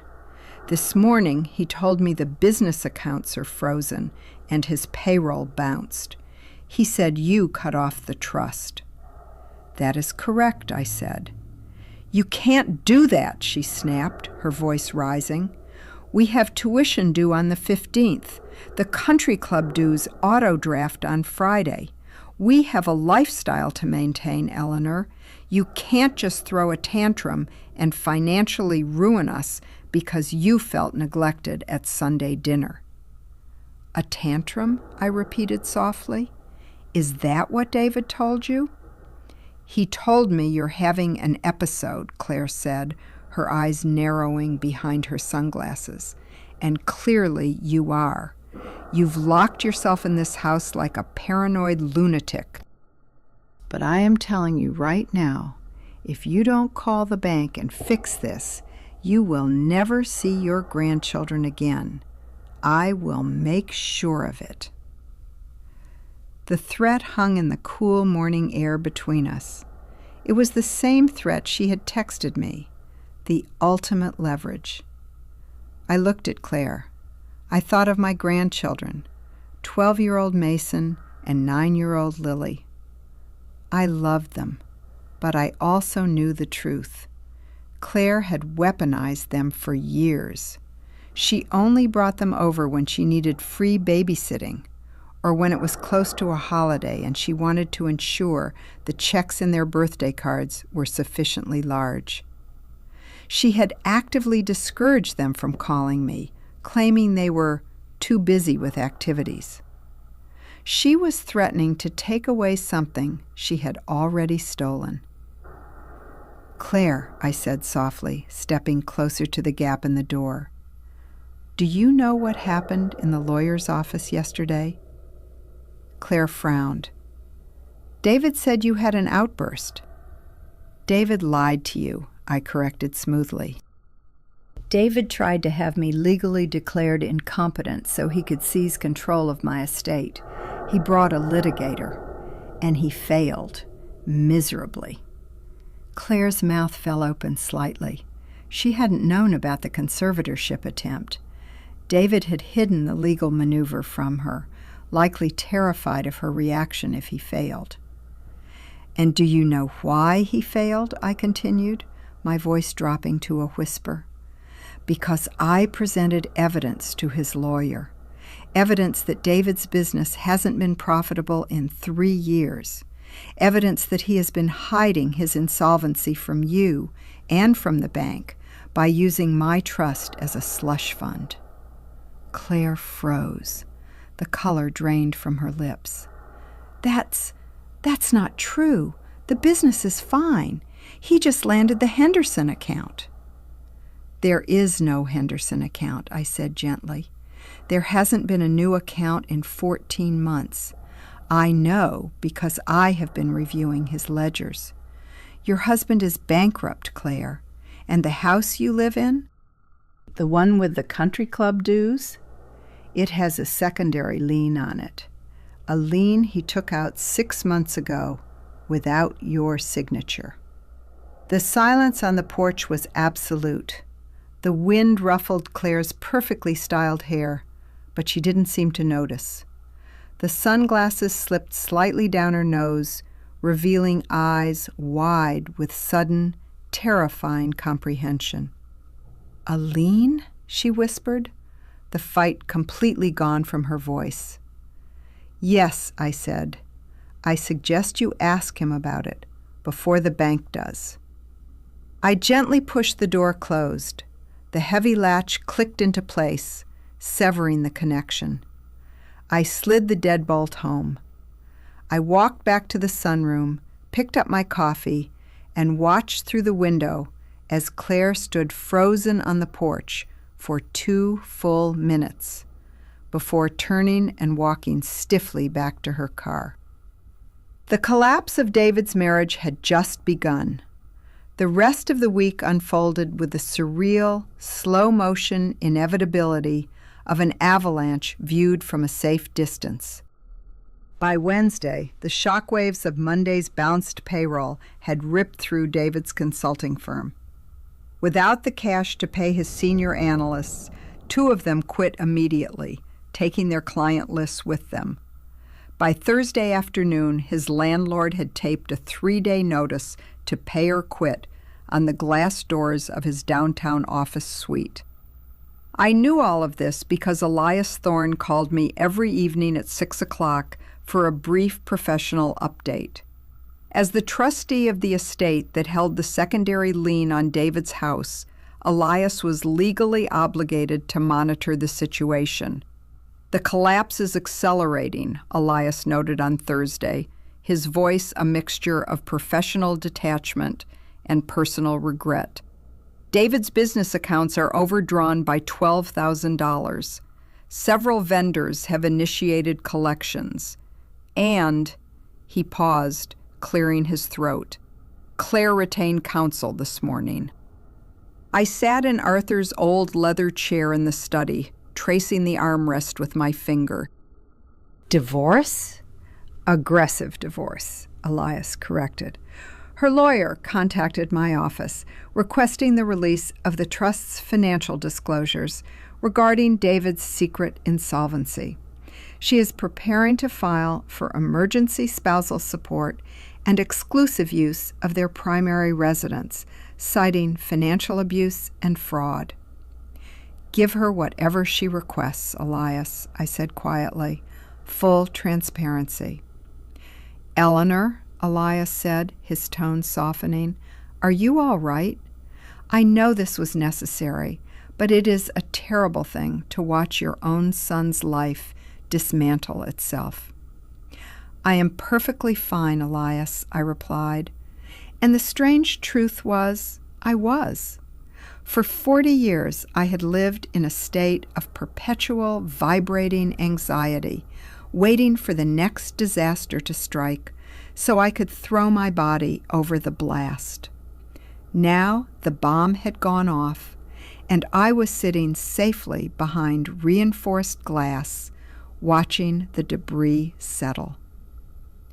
"What about Sarah?" I asked. Elias hesitated. "Mark has formally filed for separation." He retained Marcus Vance. I nearly laughed.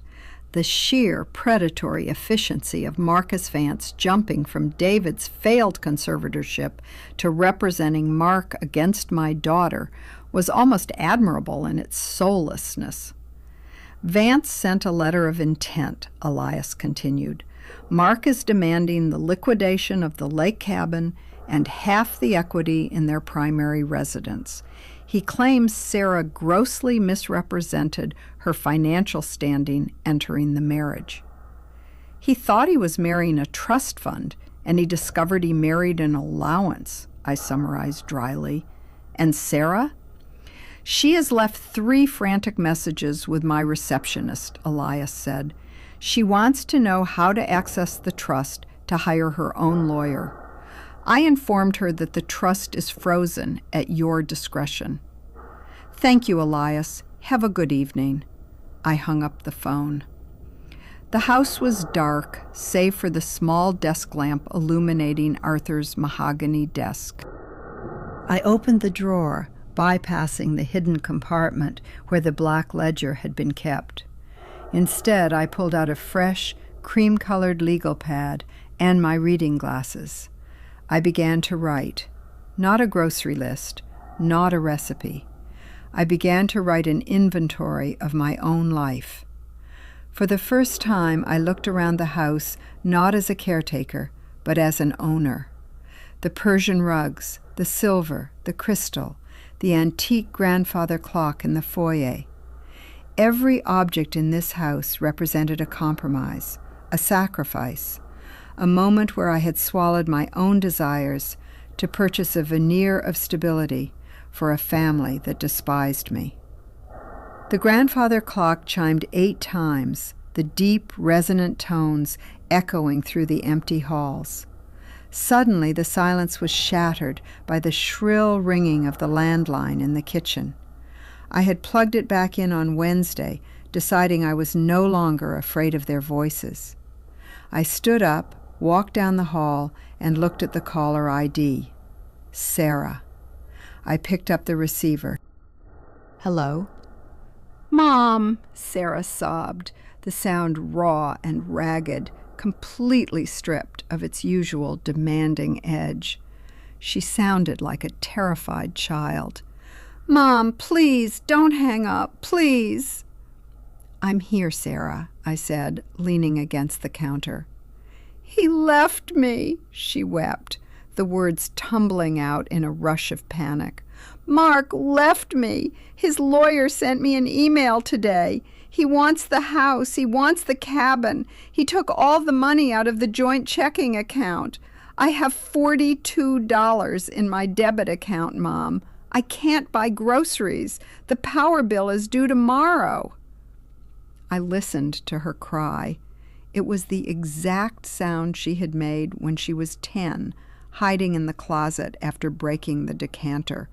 The desperate, pleading wail of someone who had never learned how to fix her own mistakes because she had never been allowed to face the consequences.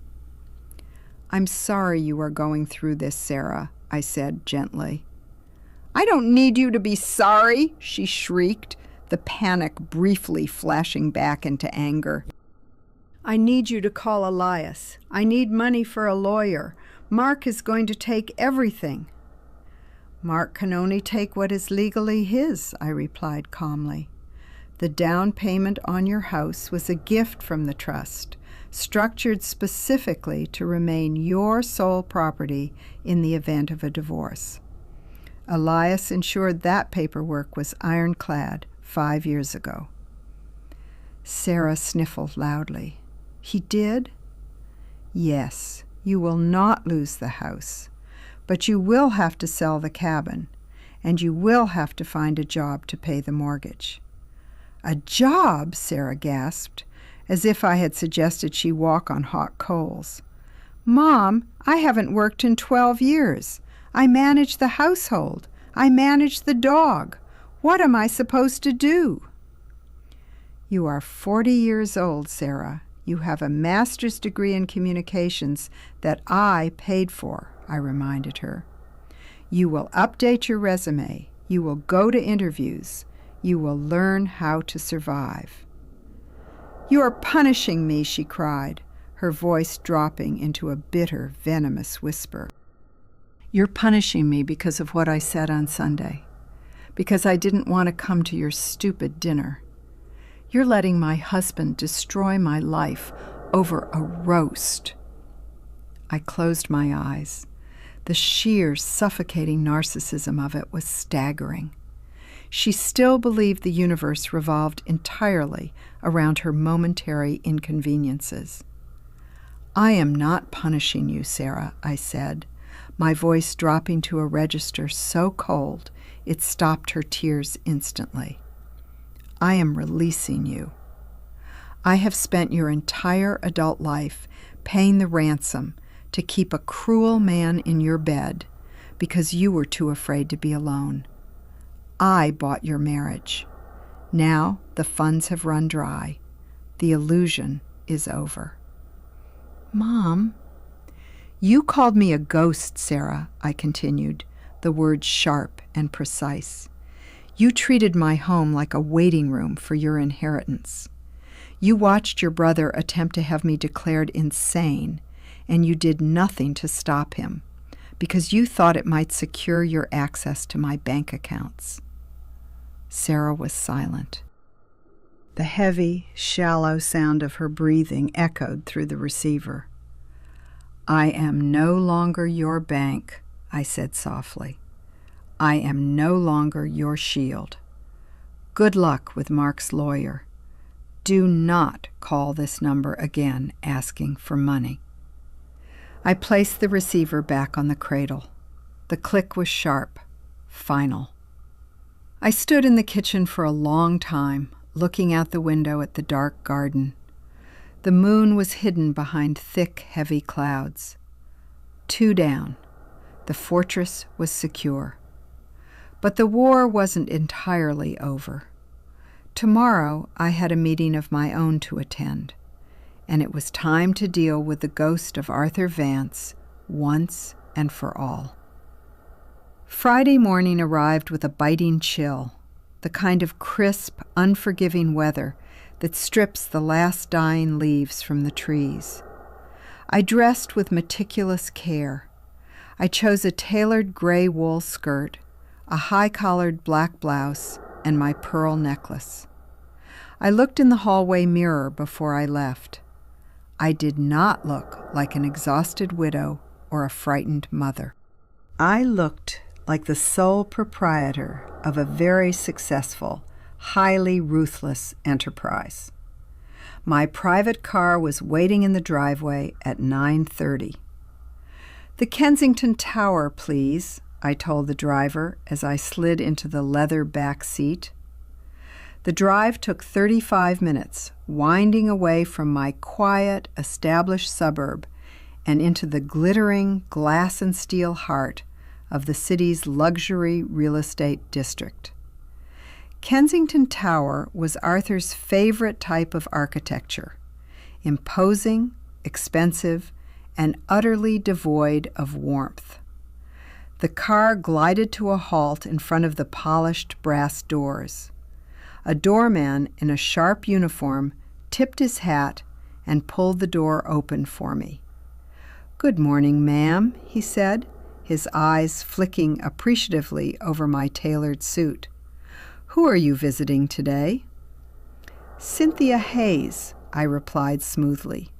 "Unit 412. The doorman nodded, checking a digital ledger on his podium. "Ah, yes, Ms. Hayes. You can go right up. The elevators are to your left. I walked across the vast marble lobby, my heels clicking a sharp rhythm against the stone. Cynthia Hayes. For 2 years after Arthur's death, I had known exactly where she lived. I had the private detective's file locked in Arthur's safe, containing photographs of her standing on the balcony of this very building, holding a glass of wine, wearing the diamond tennis bracelet Arthur had bought her the year I had to skip buying myself winter boots to cover Sarah's braces. I had never confronted her. Confrontation implies a desire for resolution or an emotional need for closure. I needed neither. I had simply viewed her as another one of Arthur's expensive, hidden debts, a debt I had managed to contain. But David's attempt to usurp the trust had changed the board. Cynthia was no longer just a ghost from my dead husband's past. She was a loose end, a financial liability that needed to be permanently severed before David's impending bankruptcy dragged the estate into a forensic audit. The elevator doors chimed and opened onto the 4th floor. The hallway smelled faintly of expensive lavender and ozone. I walked to the end of the hall and stopped in front of a heavy, dark wood door bearing a polished brass 412. I did not hesitate. I pressed the buzzer. It took nearly a minute for the door to open. When it did, the woman standing in the doorway looked exactly as I had expected. She was in her early 50s, exceptionally well-maintained, wearing a silk dressing gown over a cashmere sweater set. Her blonde hair was expertly highlighted, her face a master class in expensive, subtle dermatology. She looked at me with polite confusion. "Yes, can I help you?" "Good morning, Cynthia," I said. My voice was calm, pleasant, the exact tone I used when greeting the bank teller. She frowned, her eyes scanning my face, trying to place me. "Do I know you? Are you from the HOA board?" "No," I said, offering a small, terrible smile. "I am Eleanor Vance, Arthur's wife." The blood vanished from Cynthia's face so quickly I thought she might faint. Her eyes widened, her manicured hand flying up to clutch the collar of her silk gown. She took a sudden, staggering step backward, nearly tripping over the edge of the entry rug. "Oh, my God," she whispered. The polish vanished instantly, replaced by sheer, unfiltered terror. "May I come in?" I asked, stepping over the threshold before she could formulate an answer. I gently closed the heavy door behind me, sealing us inside. The condo was spectacular. Floor-to-ceiling windows offered a sweeping view of the city skyline. The furniture was sleek, modern, and undeniably expensive. I recognized the aesthetic immediately. It was exactly the kind of sterile, impressive luxury Arthur had always desired, but which I had refused to allow in our family home. You shouldn't be here," Cynthia stammered, backing away toward the kitchen island. Her hands were shaking violently. Arthur passed away." "I am aware," I said smoothly, walking slowly around the living room, taking inventory. "I paid for the funeral." "I don't want any trouble," Cynthia said, her voice rising in pitch. "I didn't know he told me you were separated. He told me you lived in different wings of the house. He said it was just an arrangement." I stopped and looked at her. The pathetic, predictable lies of cheating men. "Cynthia, I am not here to discuss my marriage or your delusions regarding it," I said calmly. I am here to discuss economics. I opened my handbag and pulled out the black leather ledger. I tossed it onto the glass coffee table. It landed with a heavy, final thud. Cynthia's eyes locked onto the book. She recognized it instantly. I have spent the last 3 days auditing Arthur's hidden accounts, I explained, smoothing my skirt as I remained standing. You and Arthur were quite careless. 12 years of consistent monthly transfers, cash gifts, a down payment on this condo, tuition for your daughter Chloe at NYU.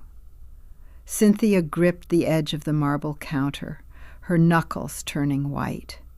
He gave me that money. It was a gift. Arthur did not have the authority to gift you a dime, I corrected, my voice dropping to a dangerous whisper. Every cent Arthur spent on you came from an account legally bound to the 1998 irrevocable trust, a trust over which I hold absolute, sole fiduciary control. Cynthia blinked, struggling to process the legal implication. I don't understand. It means, Cynthia, that the money Arthur gave you was stolen from me. No, she gasped, shaking her head frantically. No, he was the vice president. He made that money. You can't come here after 2 years and demand it back. I am not demanding it back, I said softly. Cynthia stopped shaking her head. She looked at me, confused, a fragile spark of hope flickering in her eyes. I have no interest in ruining you, Cynthia, I continued, pacing slowly toward the windows. But my son's business is currently collapsing. He is bankrupt. His wife is divorcing him. In his desperation, he is attempting to trigger a forensic audit of the estate's historical financials to prove he is owed money. I turned to face her, silhouetted against the bright morning sky. If that audit occurs, the court will discover the embezzled funds. They will trace the transfers. They will subpoena your bank records. They will place a lien on this condo, and they will likely sue your daughter for the recovery of the tuition funds, as they were the proceeds of fraud. Cynthia let out a sharp, breathless sob, pressing her hand over her mouth. My daughter. Please, she doesn't know anything about this. She's starting medical school. I can stop the audit, I said simply. Cynthia lowered her hand, tears spilling over her expensive lashes. How? I reached into my bag and pulled out a single, neatly folded document. I walked over to the kitchen island and laid it flat on the marble. I placed a silver pen next to it. This is a retroactive loan agreement, I explained. It reclassifies every dollar Arthur transferred to you over the last 12 years as a private, high-interest loan from the trust, authorized by me. Cynthia looked at the paper as if it were a venomous snake. A loan? I have to pay it back? No, I said. I pulled a second document from my bag. This is a deed of transfer. You will sign the equity of this condo over to the trust, effective immediately, to satisfy the debt in full. You will vacate the premises by the end of the month. In exchange, I will permanently seal the financial records, and your daughter will never hear the word fraud. Cynthia stared at me, sheer horror radiating from her face. You want me to give you my home? You want me to be homeless? You are a real estate agent, Cynthia, I noted coldly. I'm sure you will find something suitable. But you will not live in a palace funded by the money I saved to keep my children from starving. "You're a monster," she whispered, her voice trembling with hatred. "I am an accountant," I corrected. "Sign the paper, Cynthia, or I will let my son's bankruptcy lawyers tear you and your daughter to pieces." Cynthia looked at the documents. She looked at the ledger. She looked at me, realizing with absolute clarity that I held no pity, no rage, and no mercy. I was simply balancing the books. Her hand shook as she picked up the silver pen. I watched the silver pen tremble in Cynthia's hand. She hovered over the dotted line, a tear slipping free and splashing silently against the heavy parchment paper. For a moment, I thought she might throw the pen. I thought she might scream, or call the police, or threaten to expose Arthur's affair to the public. But mistresses rarely have the leverage they believe they possess. Their entire existence is predicated on living in the shadows of someone else's life. When the lights are suddenly turned on, their only instinct is to hide. Cynthia pressed the pen to the paper. She signed the retroactive loan agreement. Her signature was a jagged, frantic scrawl, devoid of the elegant loops she had likely spent years perfecting. She pushed the paper aside and pulled the deed of transfer toward her. She hesitated for only a second before signing that too. She dropped the pen. It clattered loudly against the marble island. "Take it," she choked out, stepping back from the counter and wrapping her arms around herself as if she were suddenly freezing. "Take it and leave." I picked up the documents. I checked the signatures carefully, ensuring there were no deliberate misspellings or smudges that a notary could later contest. The ink was dark and permanent. "Thank you, Cynthia," I said, folding the papers and slipping them back into my handbag alongside the black ledger. "I expect the keys to be delivered to Elias Thorne's office by 5 o'clock on the 31st. I turned and walked toward the heavy front door. "He loved me, you know," Cynthia's voice echoed behind me, thick with spite and desperation. It was a pathetic final attempt to inflict pain, to prove that she had taken something from me that mattered. "He told me he stayed with you for the kids. He said you were cold, that you didn't know how to be a wife." I paused with my hand on the brass doorknob. For 20 years, a comment like that would have gutted me. It would have sent me into a spiral of silent, agonizing self-doubt. I would have scrubbed the kitchen floors until my knees bled, trying to physically erase the shame of my perceived inadequacy. But standing in this stolen condo, holding the deed to her ruin in my purse, I felt absolutely nothing. I turned my head slightly, looking at her over my shoulder. "Arthur was a coward, Cynthia," I said gently. "He required a woman who was weak enough to believe his lies or desperate enough to ignore them. I was neither. But I am glad he found you." I opened the door and stepped out into the quiet hallway. I did not look back as the heavy door clicked shut behind me, severing Cynthia Hayes from my life forever. The ride down the elevator felt remarkably light. When I stepped out into the lobby, the doorman offered another polite smile. "Have a lovely afternoon, ma'am," he said. "I already am," I replied. I climbed back into the waiting town car. As the driver pulled away from Kensington Tower, my phone vibrated in my purse. I ignored it. I watched the city blur past the tinted windows, feeling a strange, hollow peace settling over my bones. By the time I returned home, the fog had lifted, and the afternoon sun was pouring through the windows of the sunroom.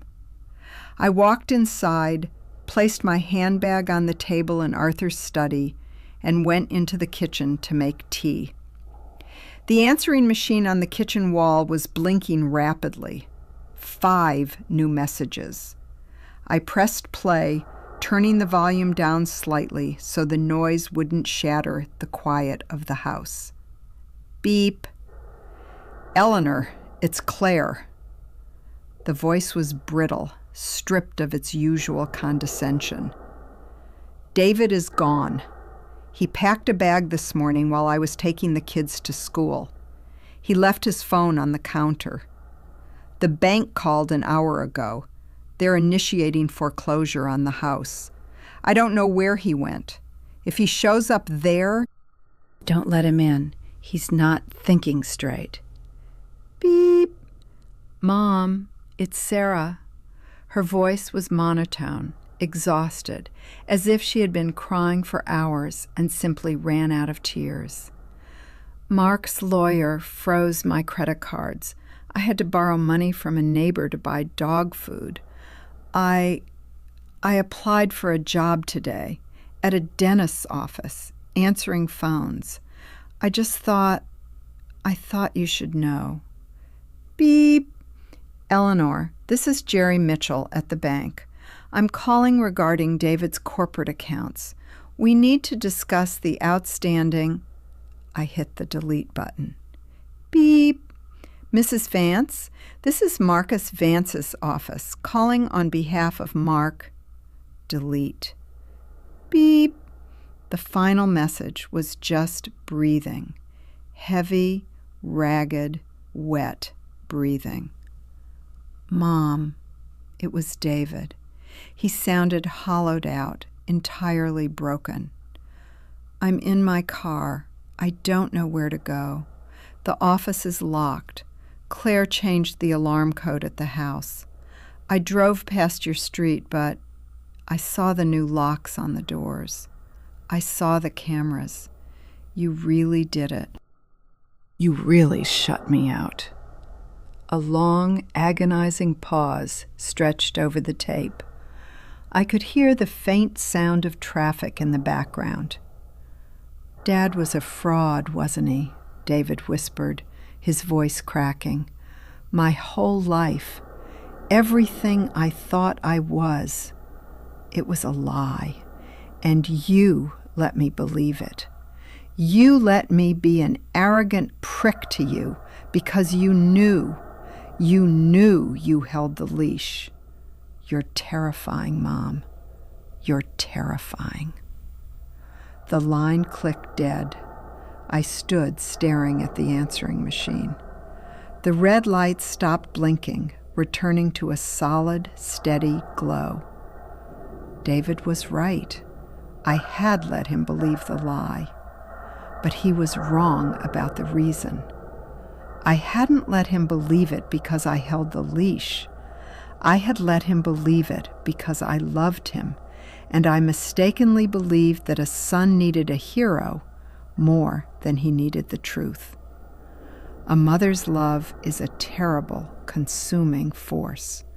It will gladly devour its own dignity to build a pedestal for its children. But pedestals built on lies eventually crumble, and the fall is always catastrophic. I walked into the study, picked up the deed to Cynthia's condo, and placed it in the wall safe alongside the original trust documents. My ledger was completely balanced. Arthur's debts were settled, David's business was liquidated, Sarah's subsidized marriage was over, Cynthia was evicted. The parasites had been burned away, leaving nothing but the raw, unvarnished truth. I closed the safe and spun the dial. The house was mine, the quiet was mine, the rest of my life, however long that might be, was mine. I walked back to the kitchen, poured my tea, and carried it into the dining room. I turned on the chandelier. The light hit the dark, congealed grease on David's abandoned plate from last Sunday. It illuminated the wine stains Claire had left on the antique runner. It highlighted the breadcrumbs Sarah had dropped. The mess had been sitting there for exactly 6 days. The smell of stale wine and oxidation was potent, a physical manifestation of their decay. I set my teacup down. I walked to the kitchen and retrieved a heavy plastic garbage bag, a bottle of lemon oil, and a sponge. I returned to the dining room. I did not clean it with the frantic, subservient energy of a mother erasing her family's mistakes. I cleaned it with the slow, methodical precision of a surgeon removing a tumor. I scraped the plates into the trash. I gathered the crumpled linen napkins. I scrubbed the wine stains from the table, my hands moving in steady, rhythmic circles, polishing the oak until it gleamed. When the table was bare, shining, and utterly clean, I picked up the heavy lace runner that had sat in the center of the table for 20 years, the runner I had used to hide the burn mark Arthur had made with his cigar. I dropped the lace runner into the trash bag. I looked at the dark, scorched scar on the wood. It was ugly. It was a permanent flaw. I did not cover it up. I left it exposed to the light. I picked up my teacup, walked out of the dining room, and turned off the lights. The house fell silent, save for the steady, rhythmic ticking of the grandfather clock in the foyer, counting the seconds of a life that was finally, truly, my own. November arrived with a brutal, biting frost that killed the last of the hydrangeas in the front garden. For the first few weeks after the collapse, my body went through a physical withdrawal. When you have spent 40 years addicted to the adrenaline of your family's crises, peace feels remarkably like a symptom of disease. I would wake up at 3 a.m, my heart hammering against my ribs, certain that a phone was ringing, or that Arthur was pacing the hallway, or that David had crashed his car. But there was only the silence. Slowly, the phantom emergencies faded. I began to sleep through the night. I stopped jumping when the mail carrier dropped the letters through the brass slot in the door. I learned how to brew exactly 1 cup of coffee and how to sit in a room without scanning it for things to clean. On the Tuesday before Thanksgiving, I decided to go to the grocery store. Usually, the week of Thanksgiving was a military operation. I would visit 3 different markets to procure the exact heritage turkey David preferred, the specific organic gluten-free flour Sarah demanded for her pies, and the imported cheeses Claire expected to be waiting on the charcuterie board when she arrived 3 hours late. I would spend 4 days on my feet, baking, brining, and basting, only to eat my meal cold, while listening to them argue over politics. This year, my grocery list consisted of a small roasted chicken, a bag of wild rice, and a bottle of very expensive Pinot Noir. The supermarket was a chaotic symphony of stressed, frantic women pushing overflowing carts. I navigated through them smoothly, feeling like a ghost walking among the living. I felt a profound, secret kinship with the exhausted mothers I passed, women with tight jaws and tired eyes, loading 20-pound turkeys into their carts, already anticipating the lack of gratitude they would receive on Thursday. I turned down the pasta aisle, and there she was, Sarah. She was standing halfway down the aisle, staring at a lower shelf. I stopped my cart instinctively, pulling it back slightly behind an end cap display of canned pumpkin, safely out of her line of sight. I observed my daughter. She was wearing a faded, oversized college sweatshirt, not the cashmere sweaters I used to buy her. Her hair was pulled back into a messy, unwashed knot. She looked thinner, her posture curled inward, defensive and defeated. But what struck me most was her cart. Inside were 2 boxes of store-brand macaroni and cheese, a loaf of cheap white bread, and a bag of generic dog food. For a decade, Sarah had mocked my occasional use of generic brands, insisting that her sensitive digestion required artisanal, small-batch everything. She used to drop $80 on imported olive oil without blinking because the card she swiped was linked to my trust. Now she was standing frozen in the aisle, holding a box of dry penne in one hand and a calculator app open on her phone in the other. I watched her type in the price of the pasta. She stared at the screen. Her shoulders dropped. She put the penne back on the shelf and reached for the cheaper, off-brand bag next to it. The psychological urge to intervene was almost violent.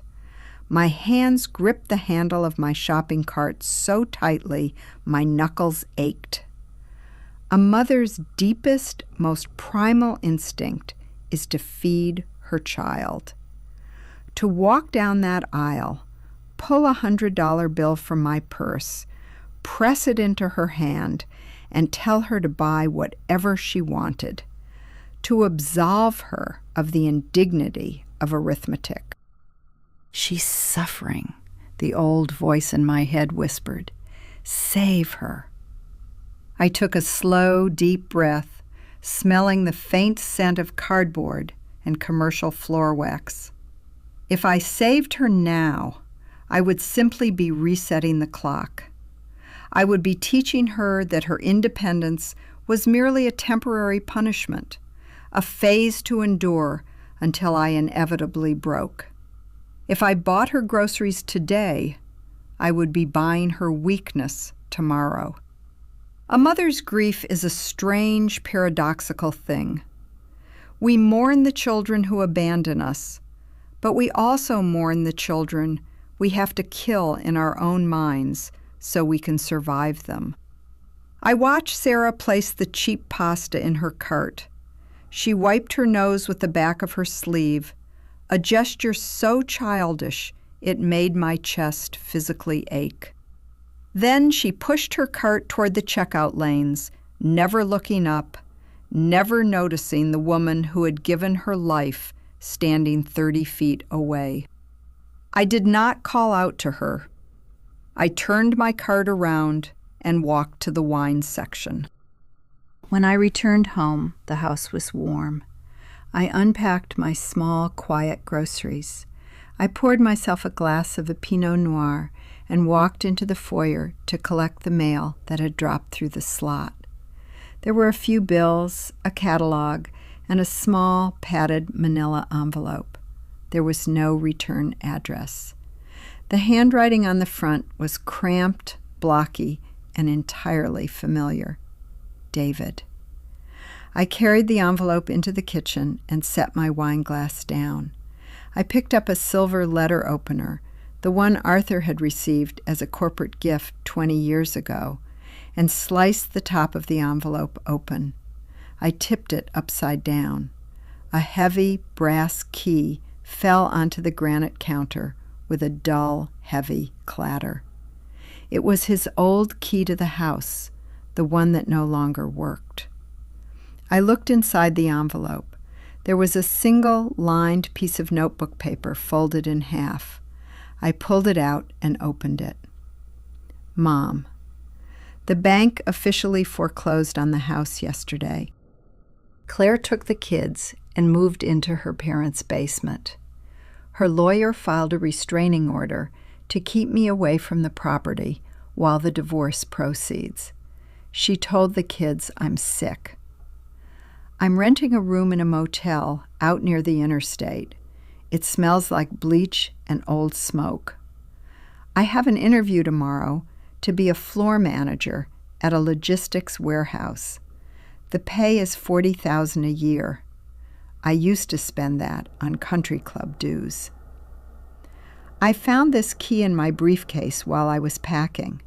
I know it doesn't open your door anymore, but I can't carry it. Every time I look at it, I remember that I had a home and I burned it down because I thought I was better than the woman who built it. I don't expect you to forgive me. I just wanted you to know that the lock isn't the reason I'm not coming back. I'm not coming back because I finally see myself the way you see me. David. I stared at the letter. The ink was slightly smeared at the bottom, near his signature. He hadn't asked for money. He hadn't demanded a lawyer. He hadn't blamed me or Claire or Arthur. For the first time in 42 years, my son had looked into the mirror and seen his own reflection instead of mine. I picked up the heavy brass key. It was cold. I walked over to the kitchen trash can, stepped on the pedal, and dropped the key inside. I folded the letter neatly, walked into the study, and placed it inside Arthur's wall safe, right next to the deed to the mistress's condo and the documents of Arthur's ruin. It was the final piece of evidence, the absolute proof that the destruction of the Vance family was not a tragedy, but a necessary demolition. I closed the safe. The grandfather clock in the hall began to chime.